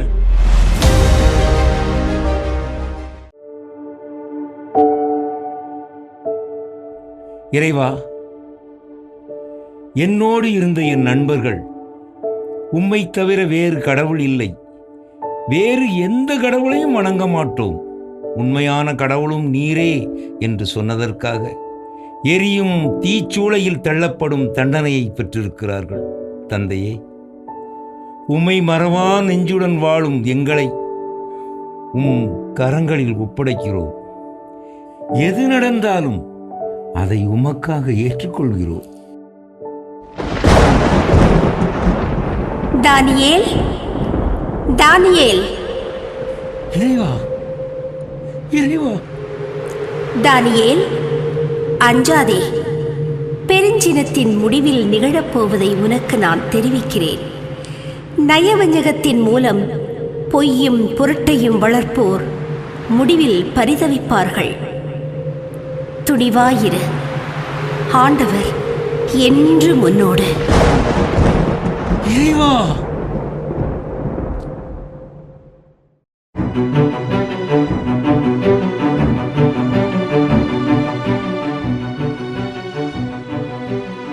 அம்மா, நீங்க இங்கதான் இருக்கீங்களா? விஷயம் தெரியுமா? நம்ம குருதேவர் சொன்ன மாதிரியே சாதிச்சுட்டாருல்ல. ஆமா, கிழிச்சாரு. உன்னையும் பதவியும் கோட்டை விட்டுவிட்டு அப்படி என்னத்தை பெருசா கிழிச்சாரு. சாதாரண விஷயமா அது? நம்ம குருதேவர் சொன்ன மாதிரி திட்டம் போட்டு அந்த தானியல் கூட்டத்தை உண்டு இல்லைன்னு ஆக்கிட்டாரு. அடா அடா, அவர் மகிமையே மகிமை. என்னடா சொல்ற? ஆமா, திட்டம்னா திட்டம். அது சாதாரண திட்டமா? புதுசா ஒரு சிலையை செய்ய வச்சு அதைத்தான் எல்லோரும் கும்பிடணும்னு ராஜாவே ஒரு சட்டம் போட வச்சுட்டாரு. அடா அடா அடா, என்ன திட்டம், என்ன திட்டம். ரொம்ப துள்ளாத. சட்டம் மட்டும் போட்டா அந்த பரிசும் பதவியும் நமக்கு கிடைச்சிருமா? அவங்கள ஒழிக்கிறதுக்கும் இதுக்கும் என்னடா சம்பந்தம் இருக்கு? இருக்கே. அந்த தானியலும் அவன் கூட்டாளிகளும் அவங்க கடவுளை தவிர வேறு யாரையும் வணங்க மாட்டாங்களாம். அதனால சட்டப்படி அவங்க குற்றவாளிங்க. அதுக்கு என்ன தண்டனை தெரியுமா? தண்டனையா? என்னடா சொல்ற? அம்மா, அந்த சிலையில இருந்து திடீர்னு ஒரு ஓசை வருமா. அப்ப அங்க நிக்கிறவங்க எல்லோரும் விழுந்து அந்த சிலைய வணங்கணும், இல்லைன்னா அவங்கள பிடிச்சி நெருப்புல போட்டுருன்னு சொல்றாங்க. அட பாவமே. அதுக்கப்புறம் நம்ம குருதேவரும் கல்தேவரும் என்ன செய்தாங்க தெரியுமா? என்னடா செஞ்சாங்க? அந்த தானியலின் கூட்டாளிங்க சிலைய வணங்கலன்னு ராஜா கிட்ட சொல்லி அவங்கள பிடிச்சி நெருப்புல போட வச்சிட்டாருல்ல. அந்த கூட்டமே எரிஞ்சு சாம்பலாக போகுது. இத சொல்லிட்டு போகலான்னு தான் வந்தேன். சொல்லிட்டல, அவர் வரட்டும், நான் பேசிக்கிட்டேன். நீ இப்ப போயிட்டு அப்புறமா வா. அப்புறம் வரணுமா? எவ்வளவு சந்தோஷமான செய்தியை சொல்லி இருக்கேன்.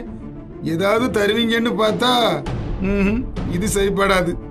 சரி, ஏதாவது கிடைக்குமான்னு பார்ப்போம். அடியே, என் தர்ம பத்தினி எங்கேடி இருக்க? நான் சந்தோஷமா வந்திருக்கேன். சாப்பாட்டை எடுத்து வை. ஆமா, இந்த வீராப்புக்கு மட்டும் குறைச்சல் இல்ல. சாப்பாட எடுத்து வச்சிருக்கேன், சீக்கிரமா வாங்க.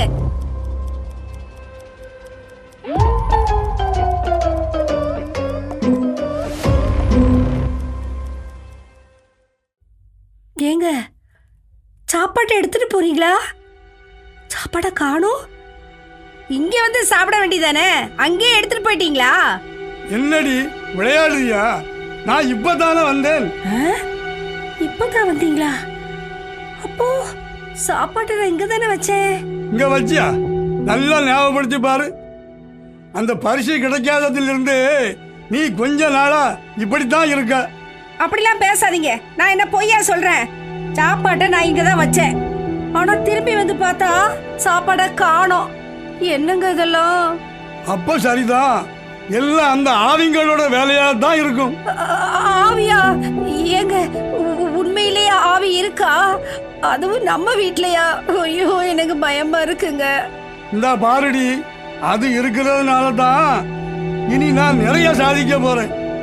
சாப்பாடு போனா என்னடி, வா. அதுதான் நீ இருக்கியே. வா, கொஞ்ச நேரம் கொஞ்சலாம் வா. எனக்கு வெக்கமா இருக்கு. ஐயோ, வெக்கப்படுறாளே, வெக்கப்படுறாளே. என்னங்க தட்டு? ஆமா, தட்டு தான். நான் சொல்லல, ஆவி அதுதான் வேலையை காட்டுது. இப்பமா சொன்னாவது நீ நம்புறியா? ஆமாங்க, நெசந்தாங்க. இது உண்மையிலேயே ஆவிதாங்க.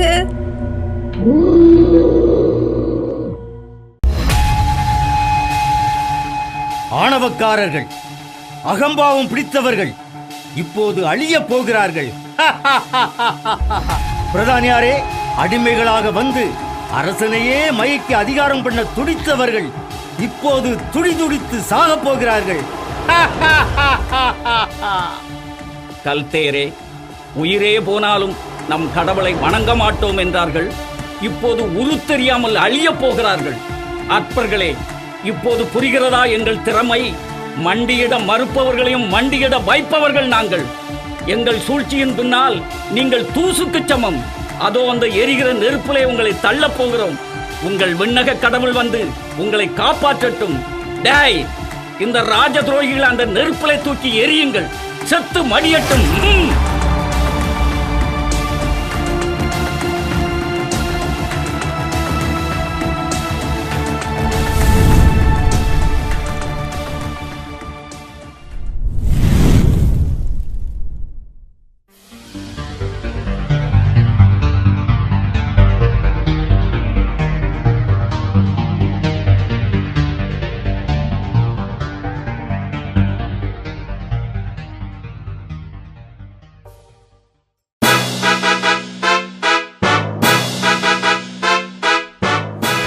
அரசே, அரசே! சிப்பாய், என்ன நடந்தது?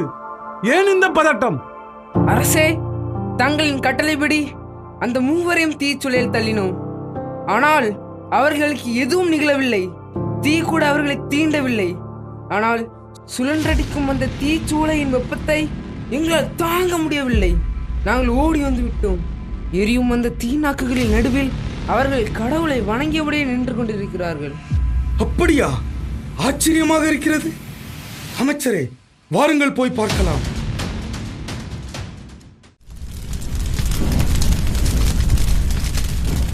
அமைச்சரே, அதோ பாருங்கள். ஆச்சரியமாக இருக்கிறது. நாம் 3 பேருக்குத்தானே தண்டனை கொடுத்தோம்.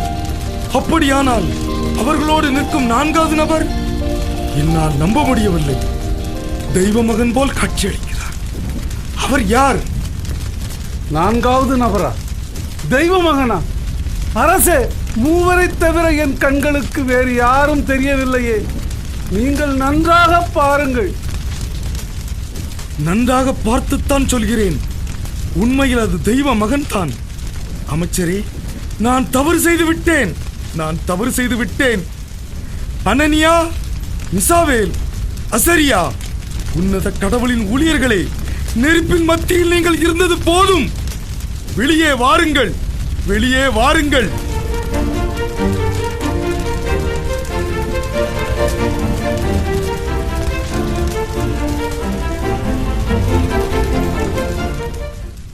அனனியா, உங்கள் உள்ள உறுதியை நான் மதிக்கிறேன். உங்களின் உன்னத கடவுள் உங்களை காப்பாற்றி விட்டார். அந்த கடவுளை நானும் நம்புகிறேன். அவர்தான் மீட்பின் கடவுள். அமைச்சரே, இந்த நாட்டில் இனி இவர்களது கடவுள் மீது பழி சொல்பவர்கள் யாராக இருந்தாலும் அவர்களை கண்டந்துண்டமாக வெட்டி போடுங்கள்.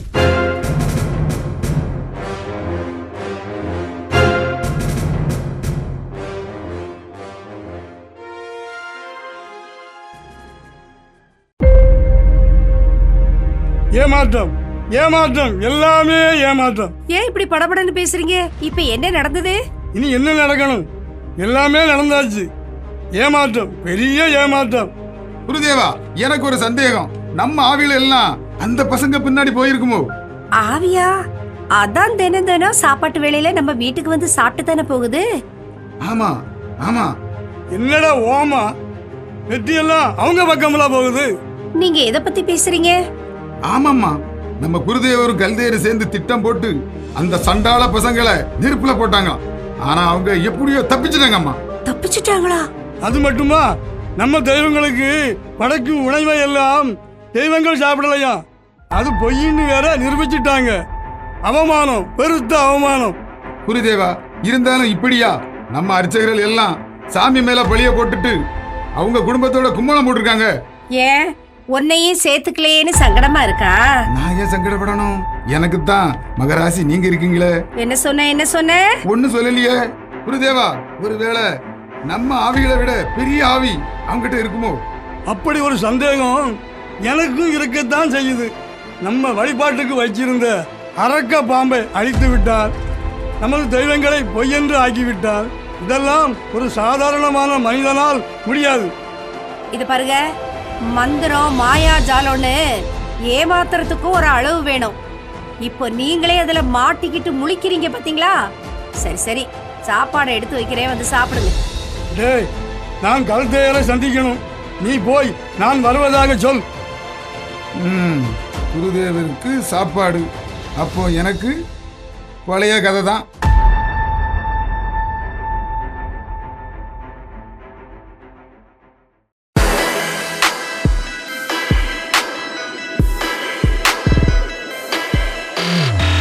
கொஞ்சம் சீக்கிரமா வாங்களேன். ஐயோ சீக்கிரமா வாங்க.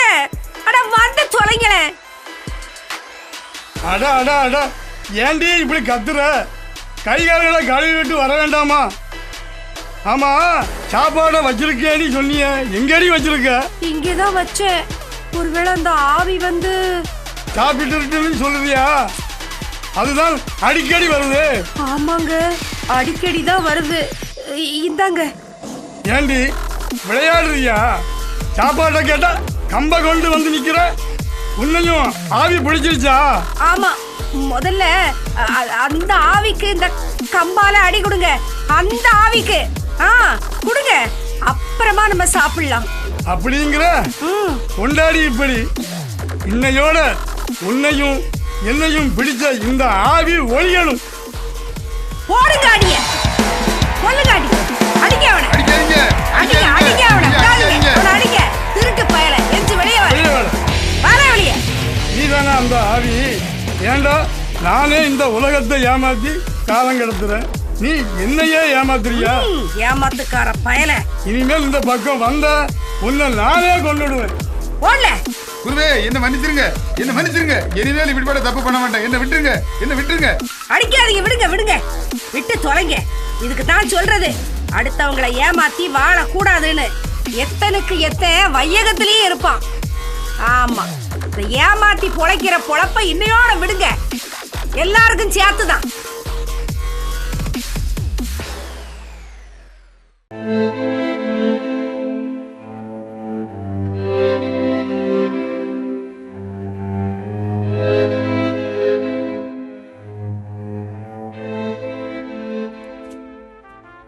வணக்கம் அண்ணா. வாருங்கள் தானியேல். மன்னா, தங்கள் குரலில் கம்பீரம் இல்லை, முகம் வாட்டமாக இருக்கிறது. தானியேல், என் உள்ளம் சஞ்சலம் விடும் போதெல்லாம் எனக்கு ஆறுதல் தருவது நீதான். சொல்லுங்கள். பிண்டங்க வேந்தனின் துணை இருக்கும் வரை உங்கள் மனக்குறை எதுவாக இருந்தாலும் அது நீக்கப்படும். அந்த நம்பிக்கை எனக்கும் உண்டு. ஆனால் மறுபடியும் மறுபடியும் கனவுகள் என் உள்ளத்தில் ஊடுருவதுதான். மீண்டும் கனவா?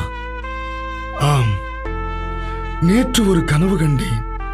அதுதான் எனக்கு புரியாத புதிராக இருக்கிறது. அமைச்சரை கேட்டேன், அதிகாரிகளை கேட்டுவிட்டேன். என் மனக்குறையை அவர்களால் போக்க முடியவில்லை. தானியேல், இறைவனின் ஆசி பெற்றவன் நீ. உன்னால் தான் என் மனக்குறையை போக்க முடியும். அதனால் தான் உன்னை அழைத்தேன். சொல்லுங்கள் மன்னா, தாங்கள் கண்ட கனவு? சொல்கிறேன் தானியேல். நில உலகின் நடுவில் ஒரு உயர்ந்த மரம், எங்கிருந்து பார்த்தாலும் தெரியும் அளவுக்கு வானத்தை தொடும்படியாய் வலிமை மிக்கதாய் உயர்ந்து நின்றது. அதன் இலைகள் அழகாகவும் மரங்கள் முழுவதும் கனிகள் நிறைந்தும் காணப்பட்டது. அந்த மரத்தின் நிழலில் காட்டு விலங்குகளும் கிளைகளில் வானத்து பறவைகளும் நிறைந்திருந்தது. அப்போது சொல்லுங்கள் அரசே. வானத்திலிருந்து தூதுவர் ஒருவர் இறங்கி வந்தார். தூதுவரா? ஆம், தூதுவர் தான் இறங்கி வந்தார். உரத்த குரலில், இந்த மரத்தை வெட்டுங்கள், கிளைகளை தரித்து எரியுங்கள், இலைகளை பறித்து போடுங்கள், கனிகளை சிதறடிங்கள், விலங்குகளும் பறவைகளும் மரத்திலிருந்து ஓடி போகட்டும் என்று சத்தமிட்டார். அத்தோடு விடவில்லை, வேர் நிறைந்த மரத்தை அப்படியே விட்டு வையுங்கள். அது இரும்பாலும் வெண்கலத்தாலும் செய்யப்பட்ட சங்கிலியால் கட்டப்பட்டு வயல்வெளி பசும்புல்லில் கிடக்கட்டும் என்று கட்டளையிட்டார். தானியேல், புரியவில்லை எனக்கு.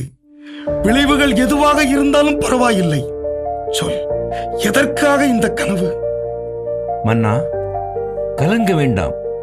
நீங்கள் கண்ட கனவின் பொருள் எனக்கு புரிகிறது. உலகெங்கும் உனது ஆட்சி பரவி வானத்தை தொடுமுளவுக்கு உனது புகழ் உயர்ந்திருக்கிறதே, அதுதான் நீ கண்ட கனவின் உயர்ந்து நிற்கும் அந்த மரம். அதன் அடியில் தங்கியிருந்த விலங்குகளும் அமர்ந்திருந்த பறவைகளும் உம்மால் பாதுகாக்கப்பட்டு வரும் இந்நாட்டு மக்கள். அப்படியானால் மரத்தை வெட்டுங்கள், கிளைகளை தரித்து விடுங்கள், கனிகளெல்லாம் சிதறடிங்கள், ஆனால் மரத்தை மட்டும் விட்டு வைங்கள் என்று சொன்னது? மன்னா, உங்களிடம் நான் என்ற ஆணவமும் அகந்தையும் எப்போது உண்டாகுமோ அப்போது அந்த விலங்குகளைப் போல் பறவைகளைப் போல் உன்னை சுற்றியிருக்கும் அனைவரும் உன்னை விட்டு நீங்கி விடுவார்கள். நீ மட்டும் தனிமையில் விடப்படுவாய். தானியேல், அந்த வானதூதர் இன்னும் ஒன்றை சொன்னார். வானத்து பனியில் அந்த மனிதன் நனையட்டும், புல்வெளி விலங்கைப் போல் அவன் அலையட்டும், அவனது மனித உள்ளம் மாற்றப்பட்டு அவனுக்கு விலங்கின் மனம் கொடுக்கப்படும் என்று சொன்னாரே, அது? அரசே, இறைவனின் சித்தம் எதுவோ அது நடந்தே தீரும். அந்த இறைவனின் கட்டளையை நீர் மீறும்போது மனித சமுதாயத்தில் இருந்து நீர் தனியே விரட்டப்படுவீர். காட்டு விலங்குகளோடு வாழ்ந்து மாடு போல புல்லை மேய்ந்து வானத்து பனியிலே நனைந்து கிடைப்பீர். இது 7 ஆண்டுகள் வரை தொடரும். அப்படியானால் நான்? விண்ணக கடவுள்தான் உம்மை ஆள்கிறார் என்று நீர் நம்ப வேண்டும். அரசே, நல்லவற்றை நீங்கள் பேணுங்கள், தீச்செயல்களை விலக்குங்கள், ஒடுக்கப்பட்டோருக்கு இரக்கம் காட்டுங்கள், நான் என்ற அகந்தையை போக்குங்கள், நல்லவையே நடக்கும்.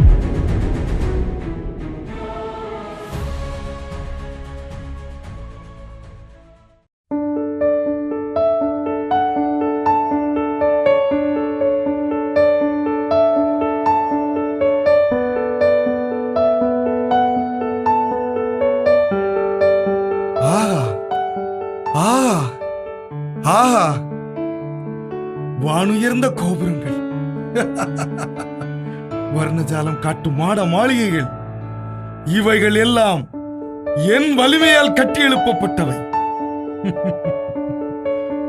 மாற்றாரை மருள வைக்கும் கோட்டை கொத்தளங்கள் எல்லாமே என் ஆட்சியின் சாதனைகள். இனி இந்த உலகில் எனக்கு நிகர் எவருமே இல்லை. எவருமே இல்லை.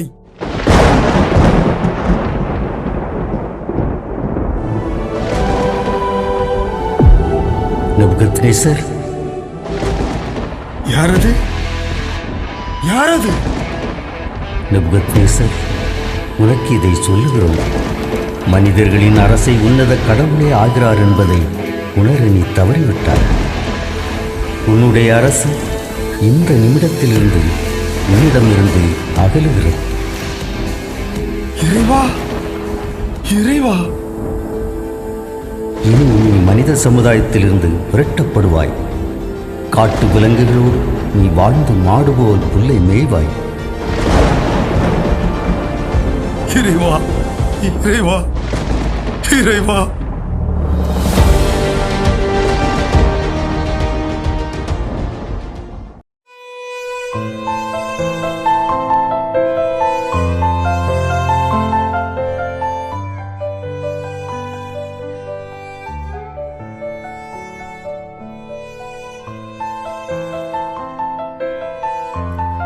என்ன தம்பி, ரொம்ப சோகமா வாரிய? ஏதாச்சும் பிரச்சனையா? எனக்கு என்னன்னே பிரச்சனை? நம்ம ராஜாங்க விஷயத்தை நினைச்சேன், அதுதான் யோசனை. இதுல யோசிப்பதற்கு என்னப்பா இருக்கு? ஆட்சி தான் மாறிடுச்சு, புது மன்னர் தான் வந்தாச்சு. அதானே பிரச்சனை. அண்ணே, பழைய மன்னர் செய்த தப்புதானே இவரும் செய்றாரு. தம்பி, தப்பு செய்தவன் தண்டனை அனுபவிச்சு தான் தீரணும். அதனால்தான் பழைய மன்னர்களுக்கு இந்த நிலைமை. நாட்டையும் இழந்து இருந்த இடத்தையும் இழந்து மிருகங்களோடு மிருகமாய் காட்டில் அலைகிறாரு. ஏண்ணே, தானியல் தான் சொன்னார்ல, அப்புறமாவது தப்பு செய்யாம இருந்திருக்கலாம்ல. இருந்திருக்கலாம். ஆணவம் யாரை விட்டது? எல்லாத்துக்கும் காரணம் கூட இருந்த பாவிதானே. இப்ப மட்டும் என்னவா? இப்பவும் அவங்க சொல்றதானே மன்னரும் கேட்கிறாரு. எப்படியோ நல்லது நடந்தா சரி. தம்பி, ராஜாங்க விஷயமே இப்படிதான். எப்போ எது நடக்கும்னே சொல்ல முடியாது. அண்ணே, நீங்க எனக்கு ஒரு உதவி பண்ணணுமே. உதவியா? நானா? என்னடா சொல்ற? வேற ஒண்ணுமில்லை, உங்க கூட வருவானே பத்தளம் சொத்தையாய் ஒருத்தன். ஆமா. அவன் கூட ஒரு பொண்ணு. ஆமா. அவன் மேல எனக்கு ஒரு இது. நீங்க மனசு வச்சா புரியுது புரியுது. உனக்காக நான் தூது போகணும். ஏண்டா, நீயே அவகிட்ட கேட்டிட வேண்டியதானே? நானா? அண்ணே, அவளை கண்டாலே பயமாவும் இருக்கு, ஆசையாகவும் இருக்கு. என்ன பண்றது? ஆசைக்கு அளவில்லைன்னு சொல்லுவாங்க. உன் கதையும் அப்படித்தான் இருக்கு. என்னென்ன சொல்றீங்க? ஒன்றுமில்லை. நீ சொல்லிட்டாளா அவளை நான் பார்த்து கொள்கிறேன். நீங்களோ? நானே தான். டா பார்வுடா, இதெல்லாம் உனக்கு சொன்னா புரியாது, செய்து தான் காட்டணும். அப்படியா? ஆமா. இப்போ நான் சொல்ற மாதிரி நீ செய்யணும். நாளைக்கு நீ வரும்போது அவளுக்கு பிடிச்ச மாதிரி நல்ல பழங்களை வாங்கி கொண்டு வரணும். பிடிச்ச மாதிரினா அது எனக்கு எப்படின்னு தெரியும்? எனக்கு தெரியுமே. டா பாருடா, இந்த மாதிரி கேள்வியெல்லாம் என்கிட்ட கேட்கக்கூடாது தம்பி. இந்த மாதிரி விஷயங்களை எல்லாம் முதலில் பழத்தை கொடுத்து தான் ஆரம்பிக்கணும். அப்போதான் நம் காரியம் பழமா காயான்னு தெரியும். சரிண்ணே. அண்ணே, நான் உங்களை நம்பித்தான் இருக்கேன். என்னை நம்பிட்டல்லா? கவலையை விடு. உன்னை எங்கு கொண்டு போறேன்னு பாரு. நாளைக்கு நீ வரும்போது பழம் மறந்திடாது. இதா பாருப்பா, புதுசா வேலைக்கு வந்திருக்க. அந்த பொண்ணை நினைச்சி கண்ணை மூடி காவலை மறந்திடாது. வரட்டுமா?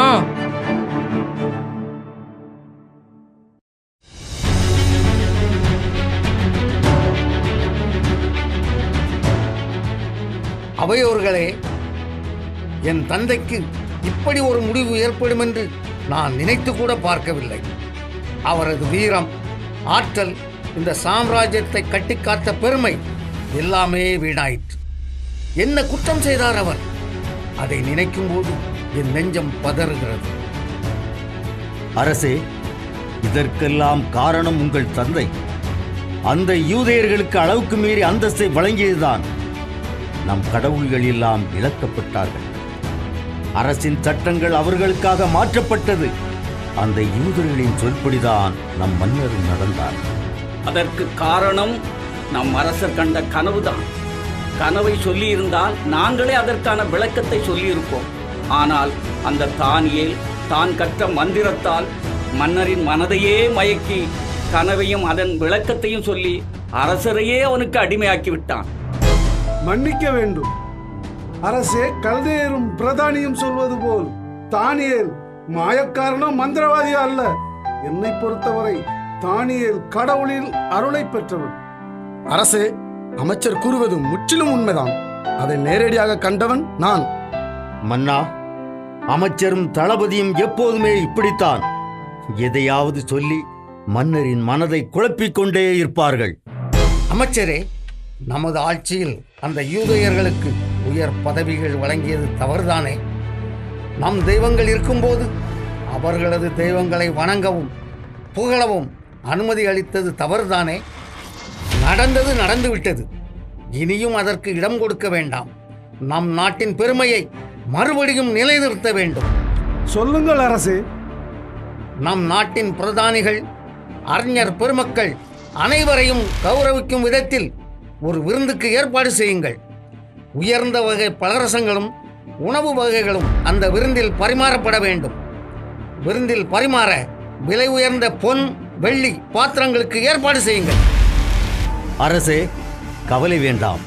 தங்கள் தந்தை யூதேயா நாட்டிலிருந்து கொண்டு வந்த பொன் வெள்ளி பாத்திரங்கள் எல்லாம் நம் கடவுள் கோயில் கருவூலத்தில் தான் இருக்கிறது. அதையே நாம் பயன்படுத்தலாமே. கல்தேயரே, என்ன சொல்கிறீர்? அதை எந்த காலத்திலும் நாம் பயன்படுத்தக்கூடாது என்றுதானே மன்னர் அதை கோவில் கருவூலத்தில் வைத்திருக்கிறார். ஏன் அதை பயன்படுத்தக்கூடாது? அது யூதர்களின் பொருள்தானே. அரசே, எனக்கென்னவோ அதை பயன்படுத்துவது என்பது சரியாகப்படவில்லை. விபரீதங்களை விலை கொடுத்து வாங்க வேண்டாம். அமைச்சரே, நான் ஒரு முடிவுக்கு வந்துவிட்டேன். கோவில் கருவூலத்தில் இருக்கும் பாத்திரங்களை கொண்டு வர ஏற்பாடு செய்யுங்கள். விருந்துக்கான எல்லா ஏற்பாடுகளும் நடக்கட்டும்.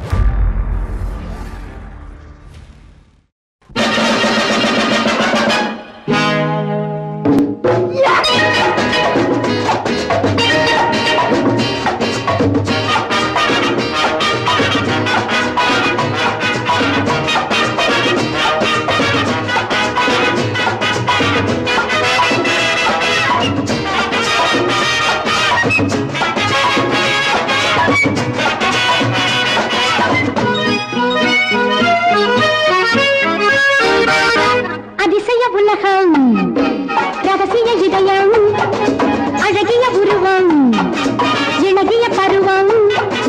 அதிசய உலகம், ரகசிய இதயம், அழகிய உருவம், இளகிய பருவம்.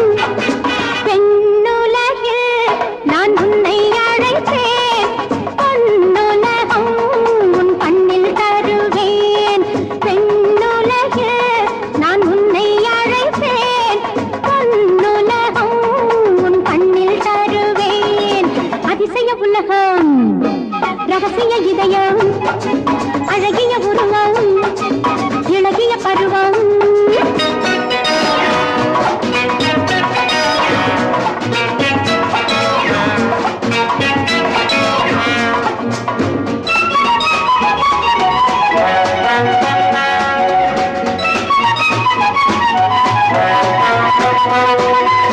சந்திக்கலாம் மனதால், நினைவால், உறவால். முந்திக் கொண்டால் தரலாம், வரலாம், பெறலாம். சந்திக்கலாம் மனதால், நினைவால், உறவால். முந்திக் கொண்டால் தரலாம், வரலாம், பெறலாம். பளிங்கு கிண்ணம் ஒன்றில் மதுவை அள்ளிக் கொண்டால், பளிங்கு கிண்ணம் ஒன்றில் மதுவை அள்ளிக் கொண்டால் பருகிடலாம், பிறகு என்ன தருகிடத்தோம்.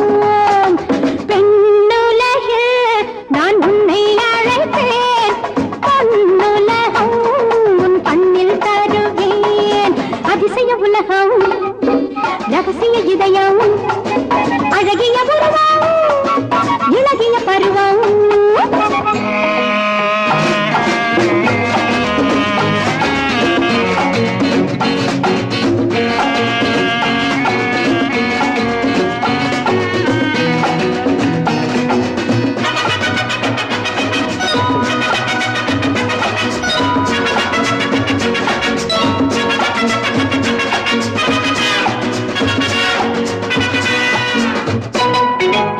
தித்திப்பதே இதுதான், அதுதான் தெரியும்.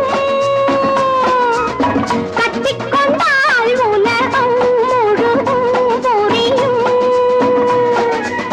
தித்திப்பதே இதுதான், அதுதான் தெரியும். கட்டிக்கொண்டால் உலகம் முழுதும் புரியும். பழக்கம் இல்லை என்று விளக்கம் சொல்லச் சொன்னால், பழக்கம் இல்லை என்று விளக்கம் சொல்லச் சொன்னால், ஒரு தரமோ இரு தரமோ தருகிடத்தோம். பெண்ணுலகில் நான் உன்னை அழைத்தேன், பொன்னுலகம் உன் கண்ணில் தருவேன். அதிசய உலகம், ரகசிய இதயம், அழகிய உருவம், இளகிய பருவம்.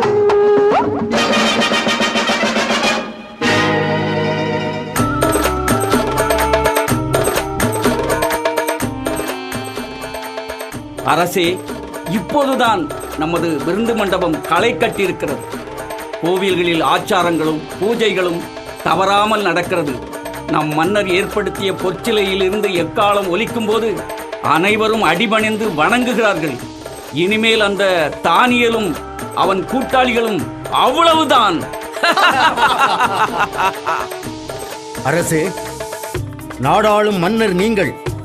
தாங்கள் எங்களுக்கு அளித்த இந்த நடன விருந்தால் வெற்றியின் உச்சத்தையே அடைந்து விட்டோம். இனி நமக்கு எதிலும் வெற்றி, எப்போதும் வெற்றிதான். நமது எதிரிகளின் எந்த சக்தியையும் உங்களை நெருங்க விடமாட்டோம். கல்தையரே, அமைச்சரே, அதோ அதோ கை கை அங்கே பாருங்கள், அது ஏதோ எழுதுகிறது. அதோ அதோ கை கை.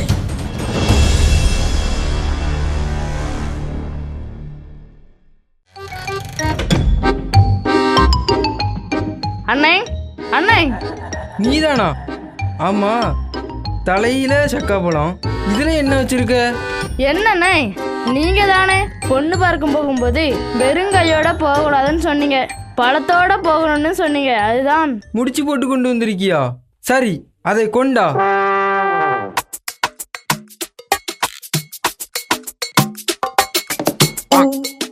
ஆம், பழம் நல்லாத்தான் இருக்கு. என்னண்ணே நீங்க சாப்பிட்றீங்க? அடமடையா, நாம எதை யாருக்கு கொடுத்தாலும் முதலில் நாம் தான் ருசி பார்க்கணும். ஒருவேளை ருசி இல்லை என்றால் அதை தூக்கி போட்டிடணும். ஆமா ஆமா, அதுவும் சரிதான். அப்போ போகலாமா? ஏண்டா அவசரப்படுற? ஆமா, நேத்து நீ காவலுக்கு எங்க போன? விருந்து மண்டபத்துல தான். அண்ணே, விருந்து எப்படி இருந்தது தெரியுமா? உன்னை பார்த்தாலே தெரியுதே. அண்ணே, ஒரு விஷயம் தெரியுமா? அங்கே நடந்ததை நினைச்சா இப்ப கூட வயிற்றை கிள்ளிக்கிட்டு வருது. ஏண்டா?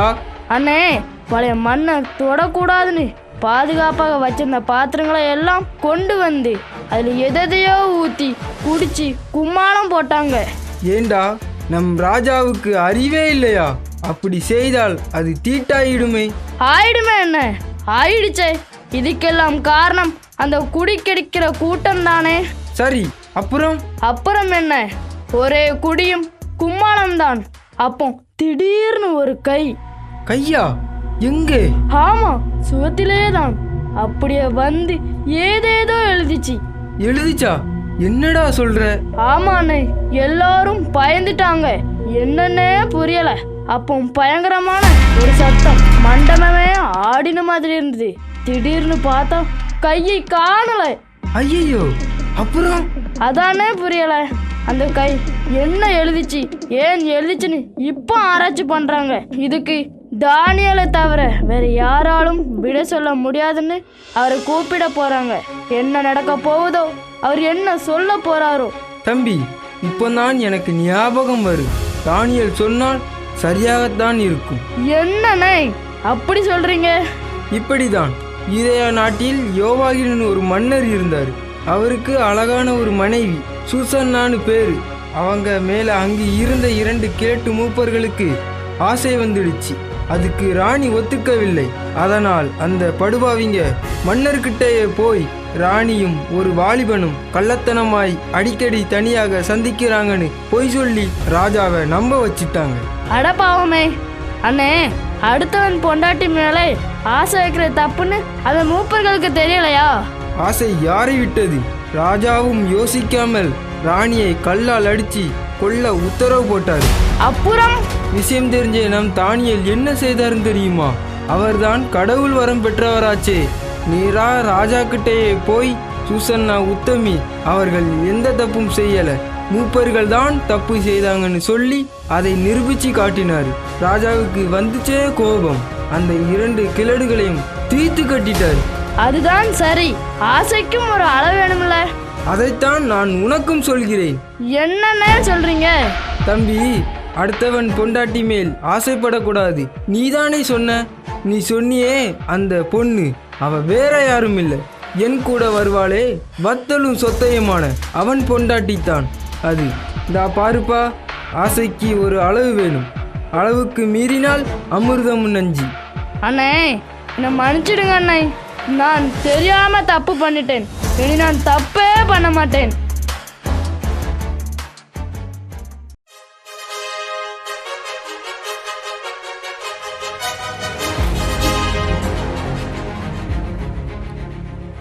அமைச்சரே, நேற்று விருந்து மண்டபத்தில் நடந்ததை பார்த்தீர்கள். அந்த கை எங்கிருந்து வந்தது? அது எழுதிய அந்த 3 வார்த்தைகளின் அர்த்தம் என்ன? எதற்காக அது எழுதப்பட்டது? புரியவில்லை எனக்கு. குழம்பி தவிக்கிறேன் நான். ஆனால் ஏதோ ஒன்று நிகழப்போகிறது. அது மட்டும் உண்மை.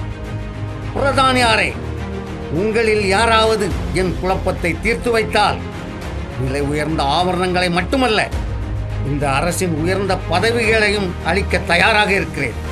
சொல்லுங்கள், அந்த கை எங்கிருந்து வந்தது? அது எழுதிய அந்த 3 வார்த்தைகளின் பொருள் என்னவாக இருக்கும்? சொல்லுங்கள்.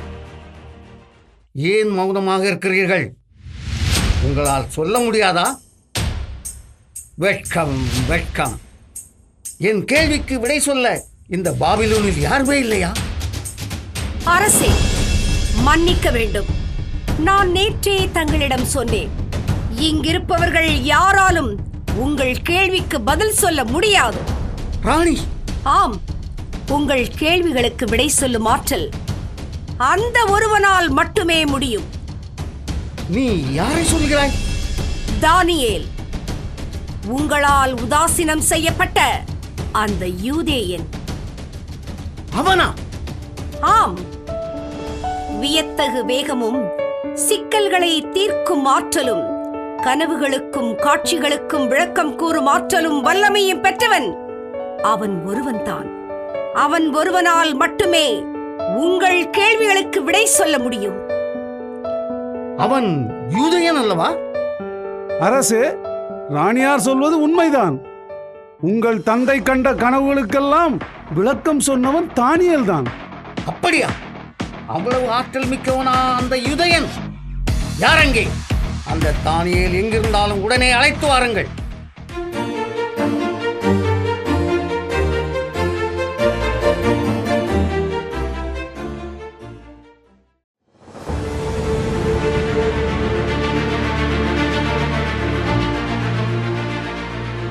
அரசே, வணக்கம்.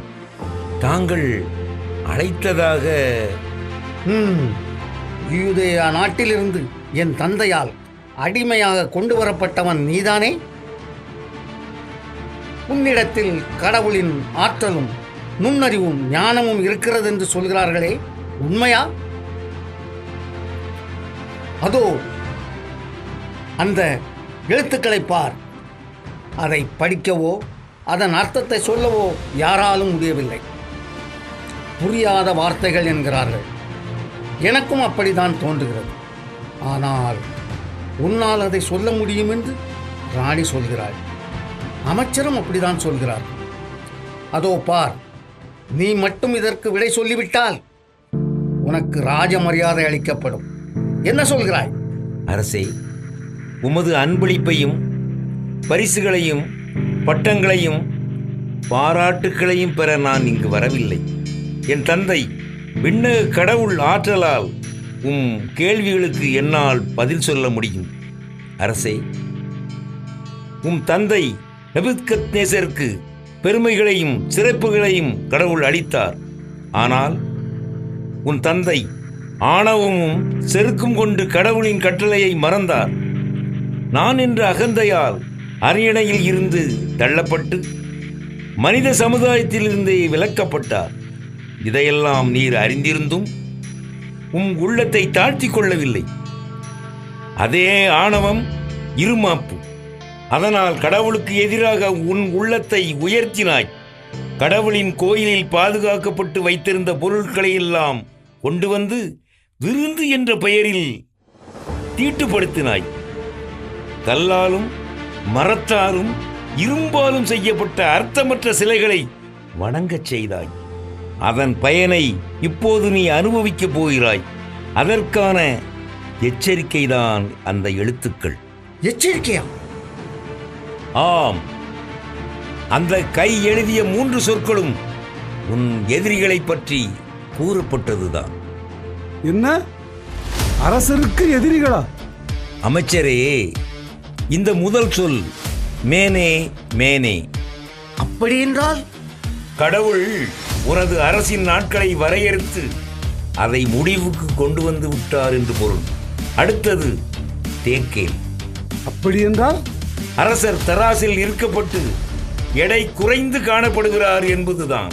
அரசே, அது மட்டுமல்ல, கடைசியாக எழுதப்பட்டிருப்பது.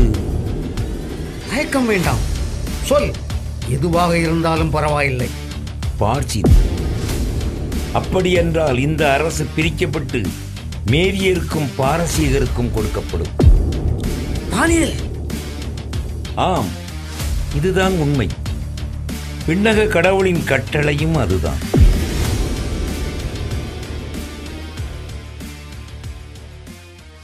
இருபது ஆண்டுகளுக்கு பின் பெல்ததாஷர் கண்ட 3 சொற்களுக்கு ஏற்ப எல்லாம் நடைபெற்று முடிந்தது. அன்று இரவு அரசன் பெல்தாஷர் தன் எதிரிகளால் கொல்லப்பட்டான்.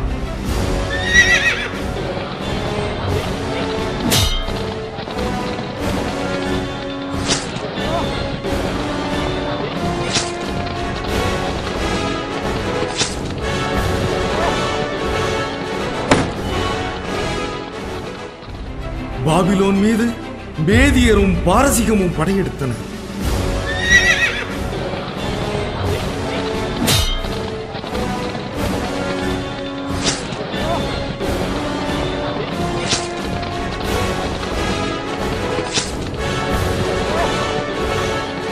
அறுபத்தி வயது மேதிய மன்னன் தாரியோ பாபிலோனை கைப்பற்றினான்.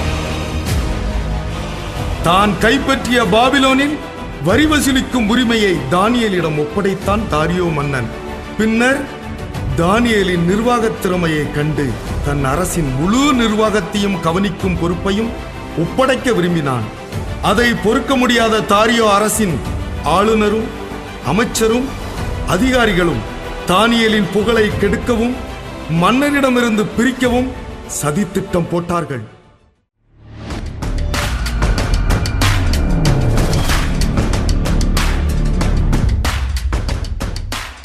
அமைச்சரே, அடுக்குமா இந்த அநியாயம்? அல்லும் பகலும் அரும்பாடுபட்டு இந்த வயோதிய மன்னனுக்காக எப்படியெல்லாம் போராடி இருக்கிறோம். நம்மை விட திறமசாலியா அந்த தானியேல்? யார் அவன்? ஒரு சாதாரண யூதேயா நாட்டிலிருந்து வந்தவன் தானே. நபுக்நேசரும் பெல்தாசரும் கனவு கண்டார்களாம். இவன் அதற்கு விளக்கத்தை சொன்னானாம். அதற்காக அவனை பதவியில் அமர்த்தினார்களாம் கோமாளிகள். அதையே தான் இப்பொழுது நமது மன்னனும் செய்கிறான். அமைச்சரே, இனியும் நாம் அமைதியாக இருந்தால் நாமும் அவனுக்கு அடிமையாகிவிட வேண்டியதுதான். அதற்கு என்ன செய்யலாம் என்று சொல்கிறீர்கள்? நம்மிடம் இருந்த அதிகாரங்களை எல்லாம் கைப்பற்றி நம்மை அந்தகாரத்தில் தள்ளிய அந்த தானியேலை பழி வாங்க வேண்டும். அவனை இல்லாமலாக்க வேண்டும். எரியும் தணல் போல் கொதித்துக் கொண்டிருக்கும் நம் நெஞ்சங்களுக்கு அவனை இரையாக்க வேண்டும். அவனை சின்னாபின்னமாக்க வேண்டும். ஆளுநரே, நம் மன்னர் வயதானவராக இருந்தாலும் சிந்தித்து செயல்படக்கூடியவர்.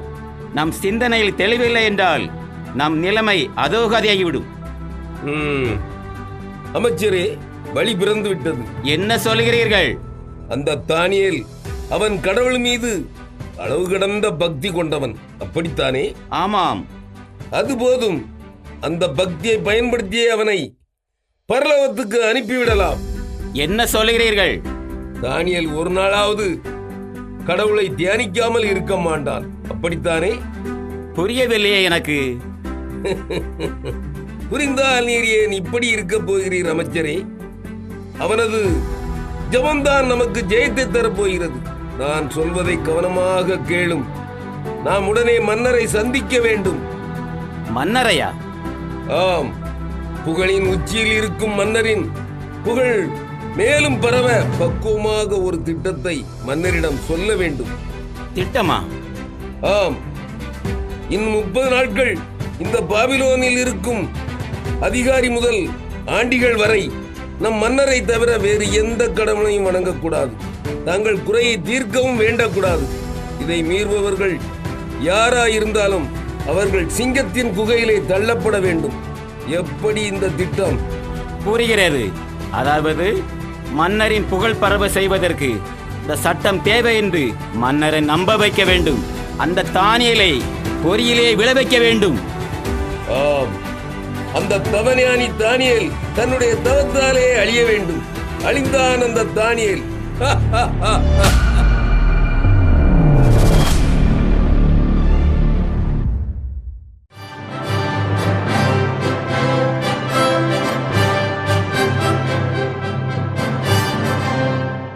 வணக்கம் அண்ணா. வாருங்கள் அமைச்சரே. இருவரும் சேர்ந்து வந்திருக்கிறீர்களே, ஏதாவது விசேஷமா? அரசே, நமது ஒற்றர்கள் நாடெங்கிலும் இருந்து நல்ல செய்தியை கொண்டு வந்திருக்கிறார்கள். அந்த மகிழ்ச்சியான செய்திகளை உங்களிடம் சொல்லத்தான் வந்திருக்கிறோம். அப்படியா? சொல்லுங்கள். அரசே, நம் தூதுவர்கள் சென்ற இடமெல்லாம் உங்கள் ஆட்சியின் சிறப்பை பாராட்டி மக்கள் கொண்டாடுகிறார்களாம். இப்படிப்பட்ட ஒரு அரசை இதற்கு முன் கண்டதுமில்லை, இனி காணப்போதுமில்லை என்று பேசிக் கொள்ளுகிறார்களாம். அது மட்டுமல்ல, பாபிலோனியர்களின் தெய்வ வழிபாடுகளில் தலையிடுவதில்லை என்ற தங்களது முடிவை மக்கள் வெகுவாக பாராட்டுகிறார்கள். அமைச்சரே, அவரவர் வழிபாடுகளில் அவரவர் ஈடுபடுவதில் நமக்கு ஆட்சேபனை இல்லை. அவர்கள் நமது சட்டங்களுக்கு கட்டுப்பட்டு நடந்தால் அதுவே போதும். இருந்தாலும் அது என்ன யோசிக்கிறீர்கள்? நான் சொன்னதில் தவறேதும் இருக்கிறதா? அரசே, அப்படிப்பட்ட ஒரு சுதந்திரத்தை மக்களுக்கு கொடுத்துவிட்டால் தங்களின் மரியாதை? என்ன சொல்கிறீர்கள்? அரசே, மக்கள் மத்தியில் தங்களுக்கு ஒரு மரியாதை ஏற்பட வேண்டுமானால் சில கட்டுப்பாடுகளையும் நான் விதித்தாக வேண்டும். என்ன செய்யலாம் என்று சொல்கிறீர்கள்? அரசே, உலகம் போற்றும் உங்களை இந்த நாட்டு மக்களும் போற்ற வேண்டும். அதற்காக ஒரு சட்டத்தை போட வேண்டும். சட்டமா? என்ன சொல்கிறீர்கள்? ஆம் அரசே, நாட்டு மக்கள் உங்களை போற்றுகிறார்களா என்பதை தெரிந்து கொள்ளத்தான். அதுவும் நிரந்தரமாக இல்லை, சிறிது நாட்களுக்கு மட்டும் நடைமுறைப்படுத்தினால் போதும். அப்படியென்றால் ஒரு 30 நாட்கள் இந்த நாட்டு மக்கள் யாராக இருந்தாலும் உங்களை தவிர வேறு யாரையும் எதையும் வணங்கக்கூடாது, அவர்களிடம் வேண்டவும் கூடாது என்று அறிவிக்க வேண்டும். அமைச்சரே, மக்கள் என்ன நம் அடிமைகளா? அடிமைகள் அல்ல, உங்கள் கட்டளைகளுக்கு அடிபணிந்து வாழ அளிக்கின்ற ஒரு பயிற்சிதான். சிந்திக்க வேண்டிய விஷயம். மக்கள் இதை ஏற்றுக்கொள்ளாவிட்டால் சிங்கத்தின் குகையிலே தள்ளப்படுவார்கள் என்று எச்சரிக்க வேண்டும். அரசே, தாங்கள் எங்களது தெய்வங்களுக்கு நிகரானவர். எல்லோரும் உம்மை போற்ற வேண்டும், வணங்க வேண்டும் என்று ஆசைப்படுகிறோம் நாங்கள். இது தவறா? அமைச்சரே, உங்கள் எண்ணம் உயர்வானதுதான். ஆனால் என் உள்ளம் தயங்குகிறது. இதை மக்கள் ஏற்றுக்கொள்ளாவிட்டால்?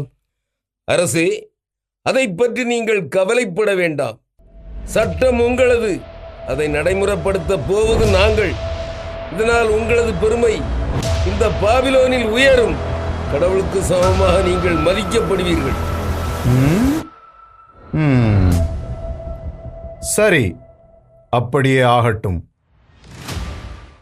இசை கேட்டால் புவி அசைந்தாடும், அது இறைவன் அருளாகும்.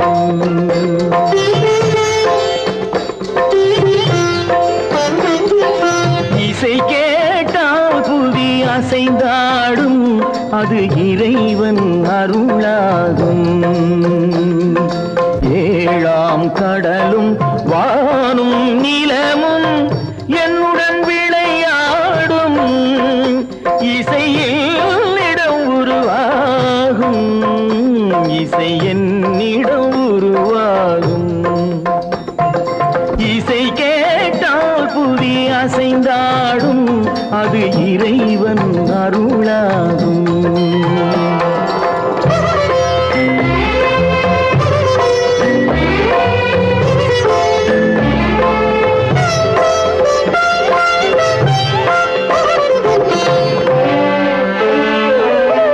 என் பாடல் சேய் கேட்கும் விருந்தாகலாம், என் பாடல் நோய் தீர்க்கும் மருந்தாகலாம். என் பாடல் சேய் கேட்கும் விருந்தாகலாம், என்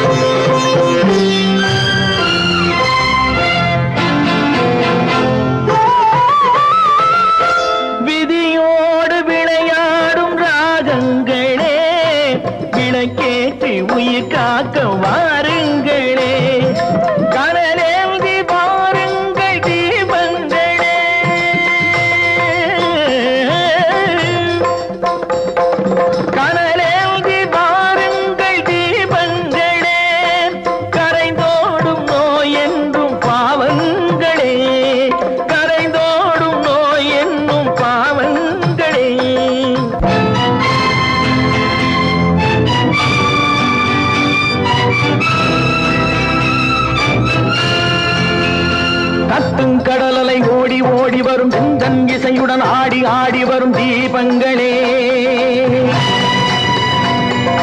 எந்தன் இசையுடன் பாடல் கேட்ட பின்னும் இன்னும் வரவில்லை செய்த பாவம் என்ன தீபங்களே.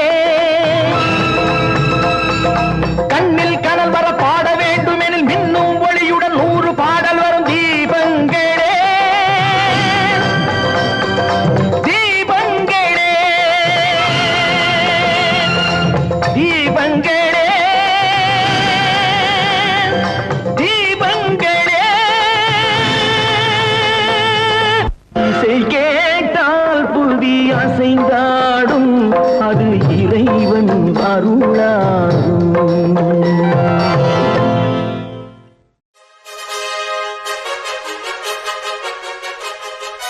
அமைச்சரே, அவசரமாக சந்திக்க வேண்டும் என்று சொன்னீர்களாமே?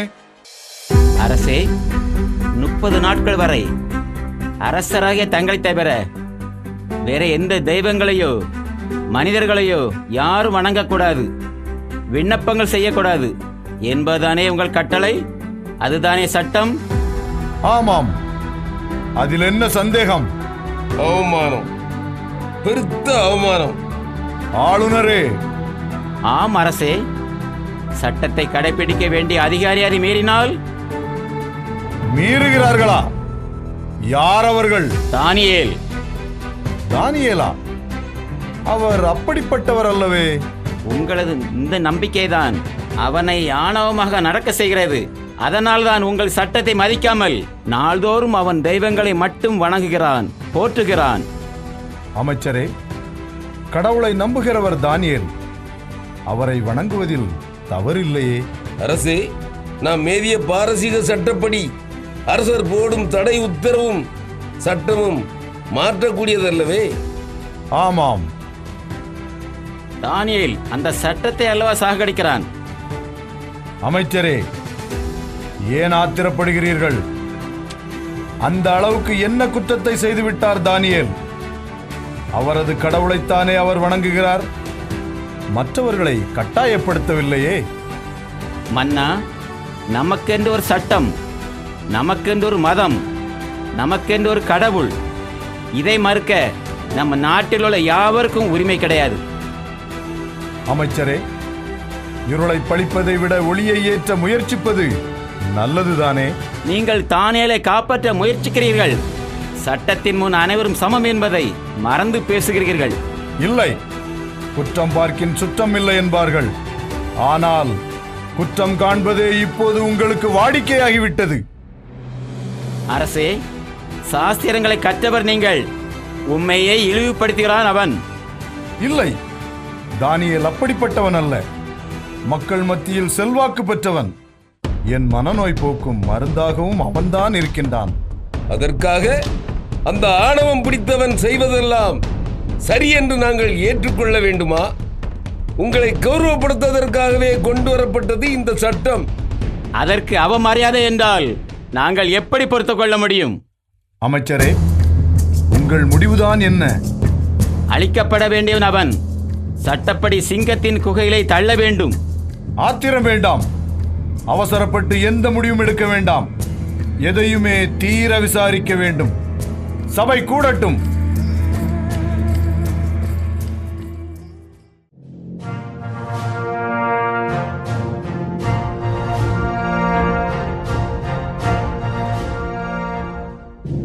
அமைச்சரே, தானியேல் மீது நீங்கள் கூறும் குற்றச்சாட்டுக்களை சொல்லலாம். அரசே, இந்த தானியேல் தன் மாய ஜாலங்களுக்கு கடவுளின் போர்வை போத்தி மன்னர்களை மயக்கி அரசரிடம் ஒரு அந்தஸ்தை பெற்று நாட்டில் அதிகாரம் பண்ணி வந்திருக்கிறான். இப்பொழுது கூட தங்களால் பதவி சுகத்தை அனுபவித்து வருகிறான். அப்படி இருந்தும் தங்களை அவமதித்து தங்கள் சட்டத்தையே மீறி நடக்கிறான். இவர் செய்வது அனைத்தும் பித்தலாட்டம். இவன் ஒரு மாயஜாலக்காரன், ராஜ துரோகி. தானியேல், உன் மீது கூறப்பட்ட குற்றச்சாட்டுக்களை கேட்டிருப்பாய். என் சட்டத்தை மதிக்காதவர்களுக்கு என்ன தண்டனை என்பதை தெரிந்திருந்தும் நீ அதை மீறி நடப்பது குற்றம்தானே? அரசே, விண்ணையும் மண்ணையும் படைத்து மாந்தர் அனைவரையும் ஆண்டு வரும் வாழும் கடவுள் என் கடவுள். அவரை தவிர நான் வேறு யாரையும் வணங்க மாட்டேன். அரசே, பார்த்தீர்களா? இவன் இப்படித்தான் வார்த்தை ஜாலங்களால் பசப்பு மொழி பேசி மக்களின் மனதை மாற்றுகிறான். இவன் தண்டனைக்குரியவன். இவனை உயிரோடு விடக்கூடாது. நம் நாட்டு சட்டப்படி இவனை சிங்க குகையிலே தள்ள வேண்டும். ஆம், இவனை சிங்க குகையிலே தள்ள வேண்டும். தானியேல், முடிவாக நீ சொல்வது? அரசே, என் கடவுள் வாழும் கடவுள். நம்மை வாழ வைப்பவர் அவர்தான். அவரை தவிர நான் வேறு யாரையும் வணங்க மாட்டேன். அமைச்சரே, தானியேல் கூறுவது உண்மைதானே? இவன் மீது வேறு எந்த குற்றமும் இல்லையே? அரசே, சட்டத்தின் முன் அனைவரும் சமம். நம் சட்டப்படி இவன் செய்வது அனைத்தும் குற்றம். இவன் ஒரு குற்றவாளி. அரசே, தானியேல் ஒருவனுக்காக இன்று நம் சட்டம் வளைந்து கொடுத்தால் நம் சட்டத்தை மதிப்பவர்கள் நாட்டில் யாருமே இருக்க மாட்டார்கள். அதற்காக குற்றம் காண முடியாத ஒருவனை குற்றவாளியாக்கி தண்டிப்பது அதர்மம் அல்லவா? அதனால் கேடுதானே விளையும். இவனை தண்டிப்பதால் எங்களுக்கு கேடு விளையும் என்றால் அதை சந்திக்க நாங்கள் தயார். இவனை சிங்க குகையிலே தள்ள வேண்டும். ஆம், சிங்கத்தின் குகையிலே தள்ள வேண்டும். சிங்கத்தின் குகையிலே தள்ள வேண்டும். சரி தானியேல், இந்த குற்ற பின்னணியில் எனக்கு எந்த சம்பந்தமும் இல்லை.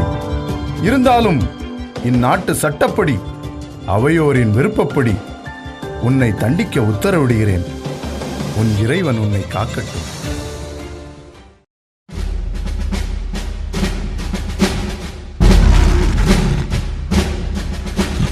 அமைச்சரே, பார்த்தீரா?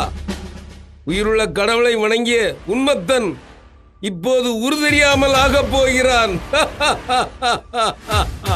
ஆம், சித்தமெல்லாம் என் இறைவன் என்று சிந்து பாடியவன் இப்போது சிங்கத்தின் வாயில் சிக்கி சின்ன பின்னமாக போகிறான். ஆளுநரே, நம்மை எதிர்ப்பவர்கள் யாராக இருந்தாலும் அவர்களுக்கெல்லாம் இதுதான் கதி. அவர்களுக்கெல்லாம் இவன் ஒரு பாடமாக இருப்பான். ஏய், கனவுகளுக்கெல்லாம் விடை சொன்னாரே உன் கடவுள், அவனை கூப்பிடு. இப்போது உன்னை காப்பாற்றுகிறாரா என்று பார்ப்போம். ஆளுநரை, கேலி வேண்டாம். காக்கும் தெய்வம் என் கடவுள். நிச்சயம் என்னை காப்பார். அமைச்சரே, பார்த்தீரா? தவஞானி அல்லவா இவன்? அதனால் நிச்சயம் வருவார். முட்டாளே, இன்னுமா நம்புகிறாய்? தானியேல், பிடிவாத வேண்டாம். எங்கள் தெய்வங்களை நீ வணங்கினால் உனக்கு மன்னிப்பு தருகிறேன். அமைச்சரே, உன்னதரின் கரங்களில் என்னை ஒப்படைத்து விட்டேன். இனி என் உயிரும் உடலும் அவருக்கே சொந்தம். அமைச்சரே, இவன் திருந்த மாட்டான். வீணாக உயிரை விடப் போகிறான். ஆளுநரை, வேதத்தின் பெயரால் உயிர் வளர்க்கும் உங்களுக்கு வேண்டுமானால் உயிர் பெரிதாக இருக்கலாம். ஆனால் எனக்கு என் உயிரினும் மேலானவர் என் தேவன். அவருக்காக என்னை தீயின் நடுவிலே போட்டாலும் சிங்கத்தின் குகையிலே தள்ளினாலும் நான் கலங்க மாட்டேன். ஆளுநரே, அவன் திருந்த மாட்டான். மதிகட்ட இவனுக்கு மரணத்தை தவிர வேறு வழி இல்லை. நடக்கட்டும். காவலரே, பசியோடு இருக்கும் சிங்கத்தின் குகையில் இவனை தள்ளுங்கள். சரித்திர நாயகனின் சரித்திரம் இன்றோடு முடிந்தது. ஒரு சகாப்தம் ஓய்ந்தது.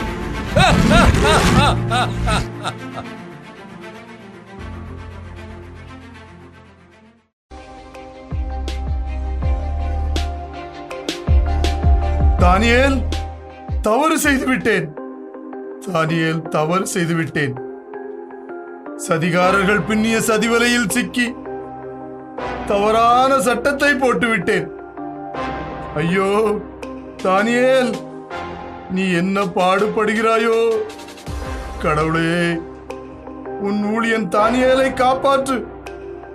எந்த தவறுமே செய்யாதவன் அவன். உம்மை மட்டுமே ஜீவனுள்ள கடவுளாக நம்புகிறான், நேசிக்கிறான். உம்மாவியின் வரங்களால் பல புதுமைகளையும் நன்மைகளையும் செய்தவன். அவனுக்கா இந்த நிலைமை? ஐயோ, பொழுது விடிய போகிறதே. என்ன நடந்ததோ தெரியவில்லையே. தானியேல், நீ சாக மாட்டாய், சாக மாட்டாய், சாக கூடாது. இதோ நான் வருகிறேன்.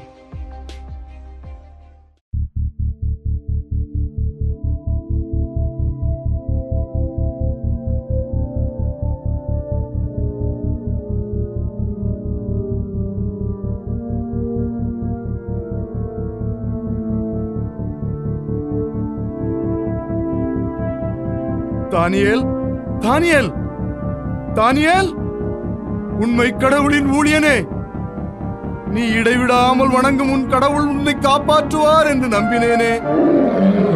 நீ என்ன ஆனாய்? ஒருவேளை சிங்கம் உன்னை சின்னா பின்னமாக்கி விட்டதா? இல்லை, இல்லை, சிங்கத்திடமிருந்து கடவுள் உன்னை காப்பாற்றி விட்டாரா? ஐயோ, என்ன நடந்ததோ தெரியவில்லையே. தானியேல், தானியேல், தானியேல். அரசே. தானியேல், நீ? ஆம், நானே தான் அரசே. உங்கள் நம்பிக்கை வீண் போகவில்லை. என் கடவுள் ஒரு தூதனை அனுப்பி சிங்கத்தின் வாயை கட்டி போட்டிருக்கிறார். எனக்கு எதுவும் நேரவில்லை. தானியேல், தானியேல், நீ மாசற்றவன், குற்றமற்றவன். உன் கடவுள்தான் உண்மையான கடவுள். தானியேல், என் அன்புக்குரியவனே, வெளியே வா, வா.